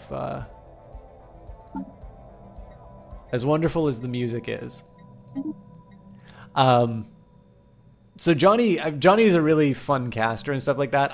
The example I'm going to show you is not actually an example of why his cast is really good. This is just sort of me showing you something that was kind of funny in my opinion. But basically, Johnny decided to show us a day at his work, and a day at his work involves cutting onions, chopping onions, which you'll see. Kathy isn't here? Yeah.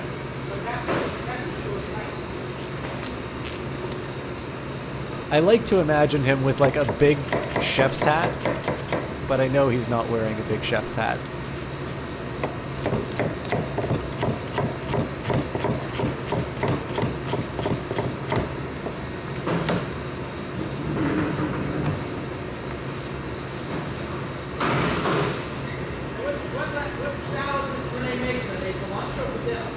Their dinner. It's just lettuce and tomato salad.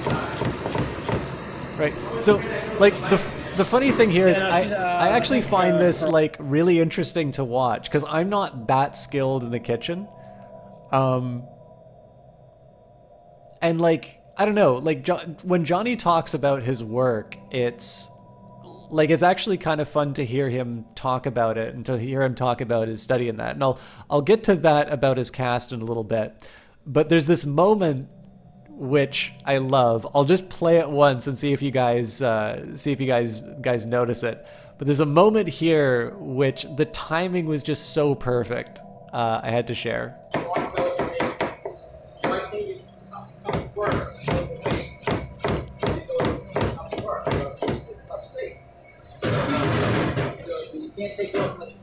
That was it. I don't know if you guys noticed, but I don't know what got dropped in the background, but it sounds like the onion blew up as soon as he threw it away. Yeah, you all totally saw it.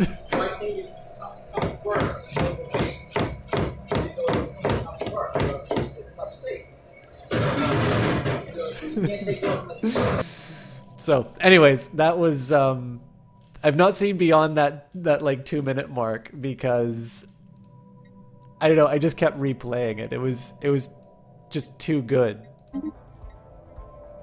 But anyways, Johnny really is a very special caster. He's somebody who will play just about anything. The onion was made of dense metal. We can actually rely on Johnny to be the one person in the world who would find a heavy metal onion. But no, Johnny really is a hidden gem on Twitch. I really mean it when I say I've never seen him do a bad cast. Like he's always on. He's always at the top of his game.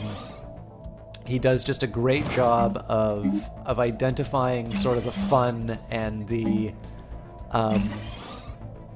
the important points on his casts, and he always delivers. And it's actually funny too. I think a really great example of the level of open-mindedness that Johnny has for streams is you've been casting for 5 years? That's why you're so good. I think one of the things that really strikes me, and there's a great sort of case study in terms of Johnny's willingness to like play games and try new things. I got a key for Conan Exiles back when it was in early access, and I thought there were some things that were worthwhile about it, and then there are some other things that like just bounced straight off me in terms of the game. And I tried it with Johnny didn't really work out. And Johnny is someone who, like, I love playing games with. Okay. This is an opportunity to get a little bit of reorganizing done. So what I would normally want to do here is to place a bot.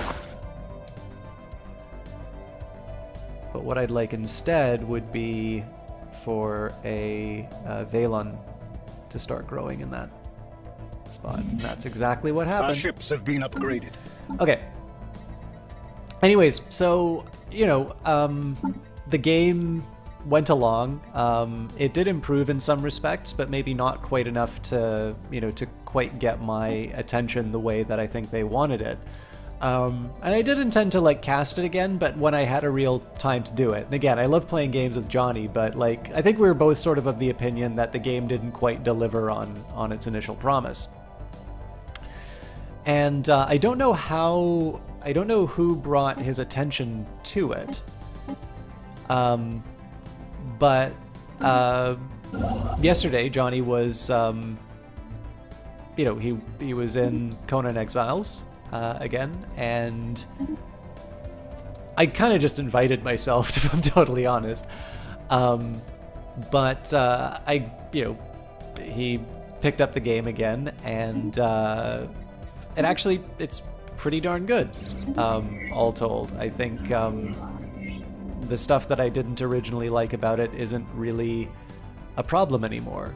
And so I had a rather good time playing the game, and then, you know, he was in it, which made it worthwhile. But this is a great example of, like, a game that we've actually tried and did not enjoy that much. Johnny was there. He was willing to try it again. And had he not given it an effort, I probably would have just been sitting on, you know, on thinking that that Conan still wasn't that interesting. I think what's really cool about this is that that's a really, I mean, it doesn't, I'm making a big deal about a relatively simple story, but I think it really gives a great example of some of the ways that I have had a better experience of this hobby as a result of both watching Johnny as well as playing games with Johnny. He, like I always say, he's got this rare gift for sort of finding the fun in a game, and this translates into usually really funny moments or really, you know, just really good bits of content.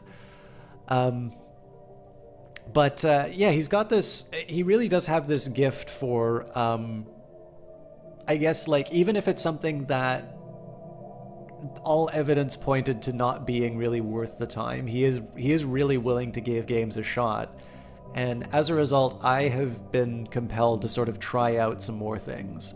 And again, just because he's such a great guy to hang out with, like, he makes any game that he's playing a lot more fun to be involved with. But yeah, he's definitely somebody who I respect his taste of games. I really like his takes on games. And I just thought Conan was a perfect example of, like, how I would have ignored a game unnecessarily had he not say, you know what, let's give it another shot. What's the worst that could happen?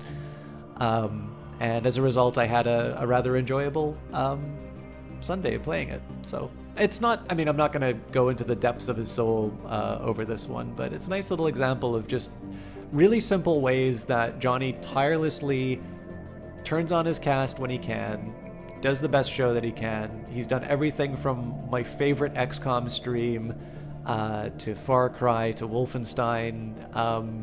Every time he hits that start casting button, it's great. Even when random, apparently cutting onions, he's capable of turning into something that's hilarious.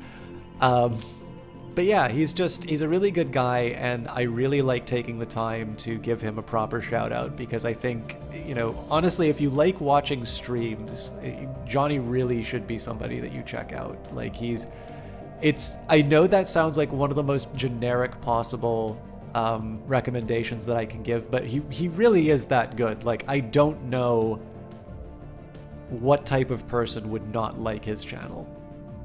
Because again, he's a good guy and it comes across. He is inherently likable on his cast, and more often than not, he is hilarious. So, you know, that's a great reason to check. Speaking of great people, by the way, Eyes of Sin is also a caster, and I there's no way I can follow that up because I do have pirates and I need to finish. But if you want to know Eyes of Sin's work, you need only take a look in chat as soon as this thing loads, and it's not loading. So, all right, well, so much for that. But Eyes of Sin is the one responsible for the lovely emotes in my chat, and she's a wonderful caster in her own right. Somebody who used to do a lot of classic stuff for the reasons that I used to do classic stuff, was because it was the only thing that I could run. She's got a little bit of a better computer, and hopefully we'll get a chance to play Stellaris again sometime. And thank you everybody for using the emote. But Eyes of Sin is somebody who has been a tremendous pleasure to get to know off of cast, as well as somebody who has been a very deeply valued member of the community. She is probably my most... Hey, Sangeef! I think one of the nice things is that Eyes of Sin is probably one of the most dedicated viewers of the channel now. The title has now been passed. All right, a roving band of pirates has settled down in the uninhabited Uran talk system, which lies outside of our control. They're using this flawless system as a base from which to raid our space. The main reason why all of this is happening is because of systems like Akmal, and then I did the long snake to make sure that I could sort of deny expansion opportunities to my rival, and there's a cost for that. And that comes in the form of an increased piracy risk. Now, I've got a fairly strong navy. I am going to wind up losing some of these mining stations, unfortunately, but just to, you know, I made a decision, and I'm sticking with it. So, our science officer found an anomaly. It will require extensive probing, but could garner a substantial find. Speaking of extensive probing, did I mention that Eyes of Sin? Sorry.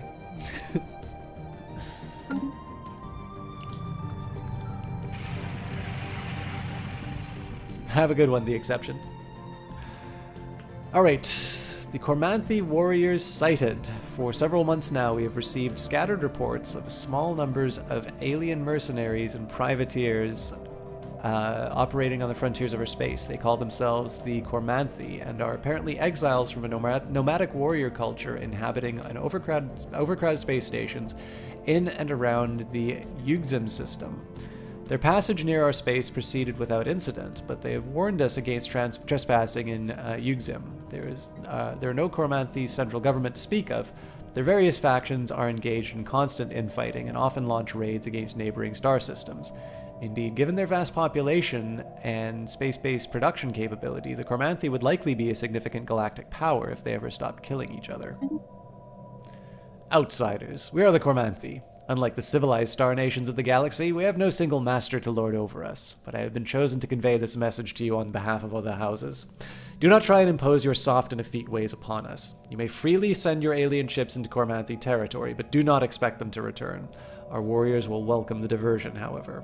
Transmit on this frequency only if you wish to offer tribute, or if you have need of mercenaries, as well as the means to pay for them. Where are they? Okay. They are somewhere they will not hurt me.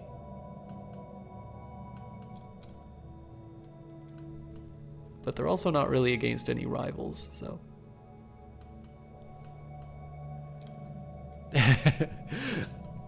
Not yet, Johnny. This is... If I wanted to show them what my lasers looked like, this is what I would... this is what I would be up against. You will notice that this almost has the this one fleet has almost the combined power of my entire navy.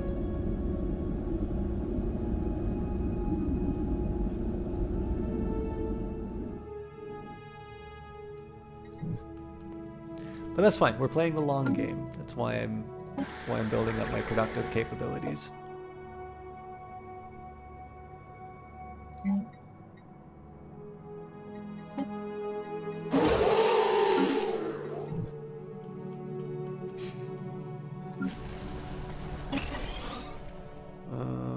just getting a quick look at...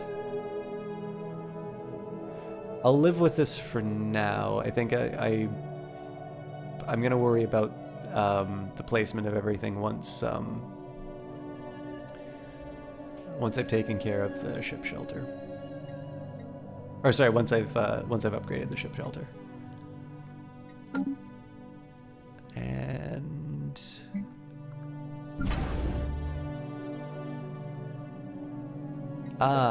yes. That gives me excellent uses for my minerals.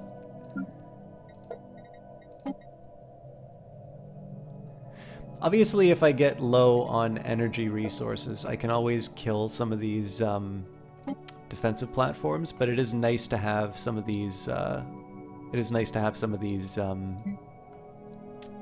these defensive walls, particularly against the... So one of the things that's keeping these marauders at bay is the fact that this is 4.4k just from the defensive platforms. And if I want, I can actually house ships there. So if I wanted, I could have 10k in strength and position there.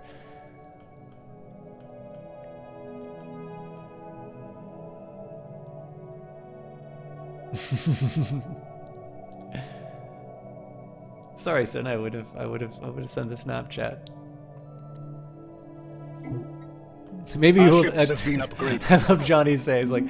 Our ships have been upgraded. Maybe you'll taste lasers later, because right now I don't feel like it. Do powered exoskeletons improve mining speed or make armies cost more minerals? I believe the, I mean, in terms of mining speed, so yeah, the minerals per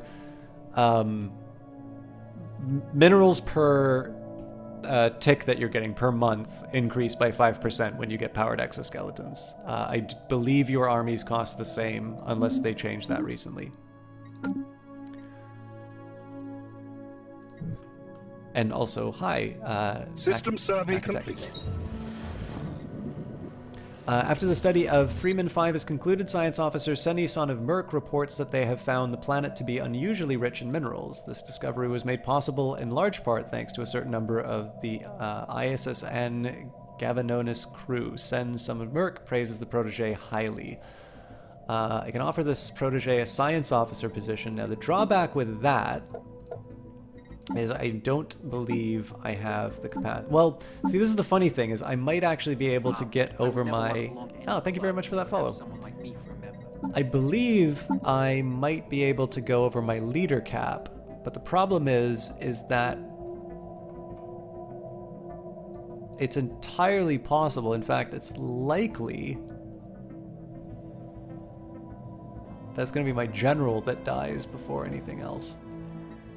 So as much as I would love to hire this person, the risk of not being... Well, actually, you know what? If I lose the general, that's not the end of the world. But the governor will be a problem, too. We will say they do good work where they are and get the bonus to anomaly research. So yeah, this is just generally gonna suck as far as losing resources are concerned, but it's nothing to be done. Like I said, I made a decision in terms of where I was gonna put my priorities. I wanted to make sure that I denied my opponent the ability to expand, and I'm paying for it in the form of losing some border mining resources, and I think that trade-off is completely worth it. A Tuxian escape pod drifted into our space recently, after a particularly violent clash between two warring clans of the Tuxian raiders. Border Patrol units intercepted the pod and opened it, revealing a grateful Tuxian flag officer. The Admiral has pledged to serve us until death at no cost.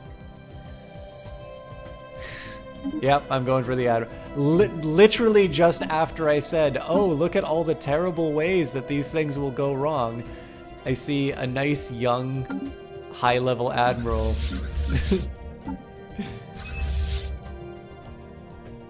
Can't pass it up. But they're totally worth it, so if I have to go without a governor for a while, that's just too bad for the. That's just too bad for my Civ. All right.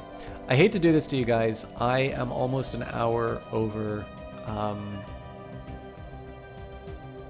my broadcast, and I don't think I probably would have been. If I'm totally honest, it probably would have been better. We for have me mastered a new technology. To finish on that wonderful moment when the Infinity Machine went into the black hole, which was so cool to look at. How much time do I have until this is... I hate that I'm doing this.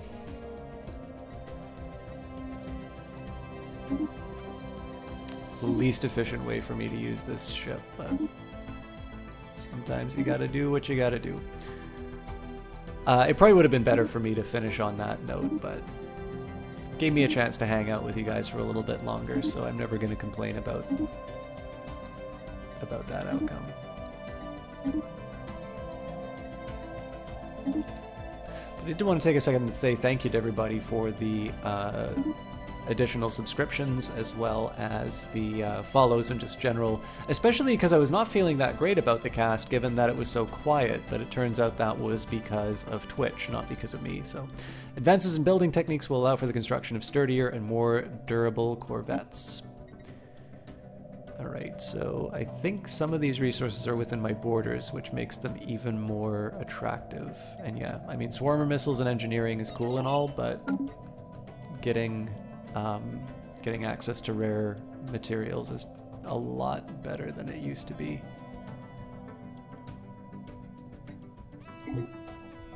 Last thing I will do, though, is pick a new world for our people. Oh, you know what? I was going to say I'm going to pick a new terraforming target, but that's only going to happen when I control it. But we did get a tradition, so here we go. Core sector systems +1. That is excellent news, so that will allow me to... either I can colonize Akamal right now, or I colonize Themen.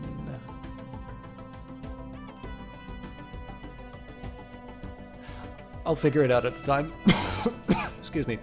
Multiple administrative strata efficiently surface only after the most vital information to the upper levels of government. Alright. Gene tailoring. Very expensive, though. Volcanoes had been a thorn in my side for a while, so we'll do deep crust engineering. Traditions. Okay, so we've got the Bulwark of Harmony. All organisms, no matter how perfect, must rely on immune systems to ward off the threat of outsized disease. Our society is no different. Well, in a defensive war with another empire, shipyard build speed is increased by 33%. In addition, the fire rate is increased by 15% for ships within your borders. Most importantly, we get another Ascension perk, so... Flesh is weak would be good for robots. Galactic force projection. I mean, not bad, but I can do better. Starbase capacity is tempting. One Vision is also very tempting because of the Unity. And I did go for technology before.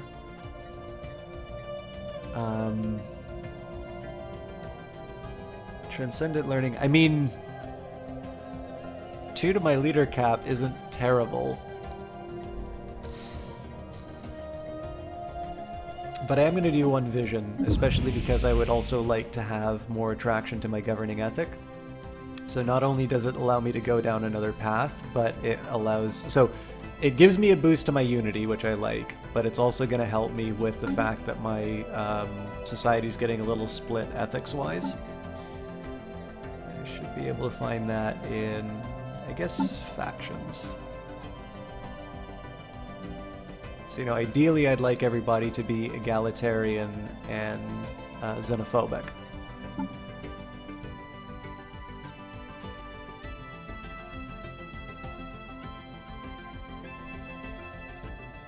I should be going to war if I want to get these guys happy again. Alternatively, the Red Legion, if I take Supremacy...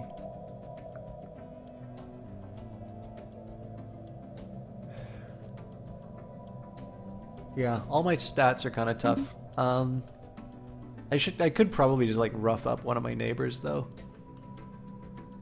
That'd make them happy. We'll figure out.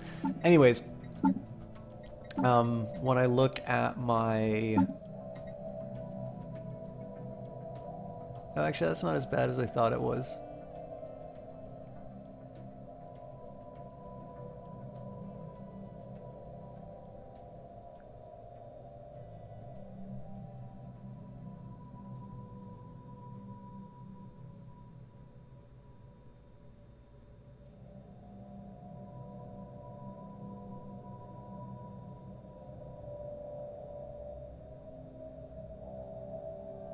That's really cool. So apparently the fact that you have slaves will automatically move your population slightly towards authoritarianism. I did not know that. It's a really neat idea. Okay.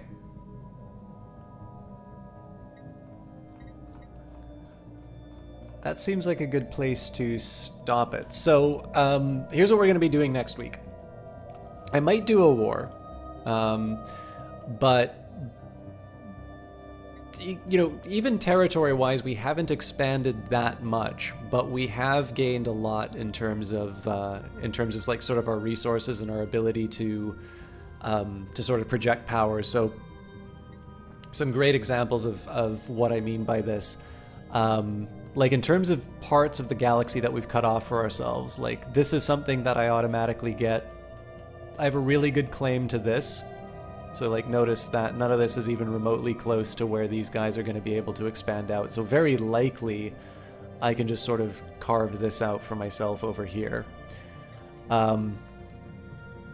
I've started to sort of clamp down on the remaining little holes in my systems. This Leviathan is going to be a problem to deal with, unfortunately. I need to figure out a way of working around that. Although honestly, I think it's just going to be, you know, investing in my fleets. But we're in a particularly good spot. I'm going to be generating some more sectors, and because I'm finally at a point where I'm generating a decent amount of energy, the plan for the next little while, so I'm going to carve this part of the galaxy off and say that this is for this sector alone. And so what this will mean is that I'm going to be adding them, and I'm specifically going to take a construction ship and I'm going to just build starports. And then I'm actually going to leave the sector to do the construction on it. Because that's the whole point of having these sectors, is so that the AI can do the work for you. But what this will translate into is that I'm going to be able to add a size 14, a size 20 world to the sector just through terraforming. In addition, what the eventual plan is going to be is if I have to have 7 systems, it's basically going to be 1, 2, 3, 4, 5, 6. If I have to take this one, but in reality it'll probably be 3 minutes. I'll probably just find a way if I can like somehow get an 8th core system or something like that. But like basically my core systems are going to be in this little area here. And there's going to be like another sector to sort of take care at least of this. I'd say at least this area, although there might be some other ones that I add. You know, this seems like a reasonable basis for a new sector, or alternatively, I take this existing sector and expand it out. I'm not crazy about that idea though. Of course, there's Cybrex Alpha. I could even potentially, like, once I get the technology to restore the Ringworld section, I could move my capital to the old Cybrex homeworld if I really wanted to. But basically, the aim here, in addition to the... So I've got enough now to be able to... You know, to be able to expand out, but just there's so many worlds that I can turn into Alpine ones, and I've finally got enough energy to be able to do something like that, rather than just sit on this big pile of energy. My industrial capacity is, you know, is large enough now that I'm able to just kind of keep churning out all of these resource extractors. I'm able to expand out my reach, and part of that's just because I'm a democracy. And so a lot of this is just trying to find the right balance in terms of being able to grow out and exploit these resources at a rate that I'm not growing so rapidly that the wheels fall off. But basically what my main focuses are going to be are taking this planet, this planet, this planet, turning them into alpine worlds, obviously gaining the +10 research and you know, all the goodies that are in this sector here. If I can, I'd like to found a new sector in this little core area. And while I'm doing that, obviously get my science ships and my my construction ships to sort of expand out the borders. And the main focus on that is going to be, in part, you know, just seeing, I'm kind of going to be just poking around the edges and seeing what parts of this this corner I can claim for myself. Obviously, taking a big claim on this. And, I mean, if I can, you know, it's all nice if I can envelop the Lyrite Assembly of Planets. But the good news is, as far as traditions are concerned, I have, like, plenty of time to sort out whether or not I want to go down a domination or supremacy path. It is very tempting to go for domination, because what domination will allow me to do is, with the Inari systems, I'll be able to vassalize them, which means that these planets that I can't colonize myself, I'll basically be able to gobble them up in a way that I don't need to worry about unrest. And then basically, as I improve my ability to sort of access continental worlds and stuff like that, I get my habitability up, then I can consider integrating these guys. So I am leaning towards the domination path, just because indirectly it's... So one of the reasons I'm thinking of that is the Valon Preservation movement, they're going to be happy because I get to do asserting dominance. The Red Legion won't necessarily be happy because I don't have traditional supremacy, but they will become happy because I'll be an overlord. And then it's possible, I don't think these guys like me enough, but yeah, the idea will be is that it sort of lets me extend my reach. If I want to, I can start using, you know, I can start throwing my weight around and I can start claiming some of these things. But what I'll probably wind up doing if I wind up vassalizing these guys is I'll take like the Inari systems and maybe the Lyrite Assembly, and they'll just become a buffer zone for me. But that's all stuff that we'll sort out next week. So we're back to a normal schedule. On Wednesday, I will be back with Cultist Simulator. I know some of you were wondering why that wasn't on last week, and that's just simply a function of me being on GOG last week rather than on my own channel. On Friday, I'm very likely going to do more Assassin's Creed Unity, but if you guys are getting sick of Unity, I'm not opposed to doing another game. The thing is that Unity is actually getting quite good story-wise. I'm rather enjoying it, other than the controls. And I have a feeling that we're getting a little bit closer to the end, so we'll see how that goes. If there are opportunities for me to do other, you know, other streams, I'll take those. But in reality, I have a lot of things that I need to do. There's a couple of programming projects which I've been sitting on, and I feel bad that I've been sitting on them. So I should probably tend to that a little bit more than I have. But anyways, I would love it if you guys would come along with me and raid Kilgore Trout. Kilgore is currently playing System Shock 2, which is obviously a really well-known and well-regarded game. He's coming hot off of doing System Shock Enhanced Edition. He's a great fellow Canadian caster. Canada Day is coming up in 5 days, less than a week. We also imposed tariffs on the United States, because go Canada. But no, on the 8th day, God invented Canadians because even Americans need heroes. Kilgore is a really good classic gamer. He's a member of the GOG Stream team. It's very easy to see why. He has a love of classic gaming that I can only hope one day to have for games that sort of I grew up playing. And he's somebody who, you know, he's a ton of fun. I sometimes feel like he deserves a better audience than he sometimes gets, and I include myself in that because I am a complete pest whenever I'm visiting him.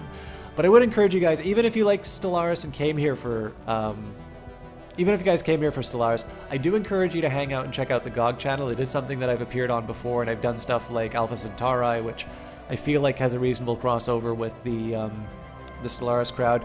Obviously, if you want to watch more Stellaris, you can click on the game button down there, but I would encourage you guys to check out specifically Kilgore, but the GOG channel in general, just because they're people who have been quite good to me, and I cast on them for a reason. I usually don't agree to do partnerships with things that I don't believe in. So anyways, we will see you guys over on GOG. Have a good night.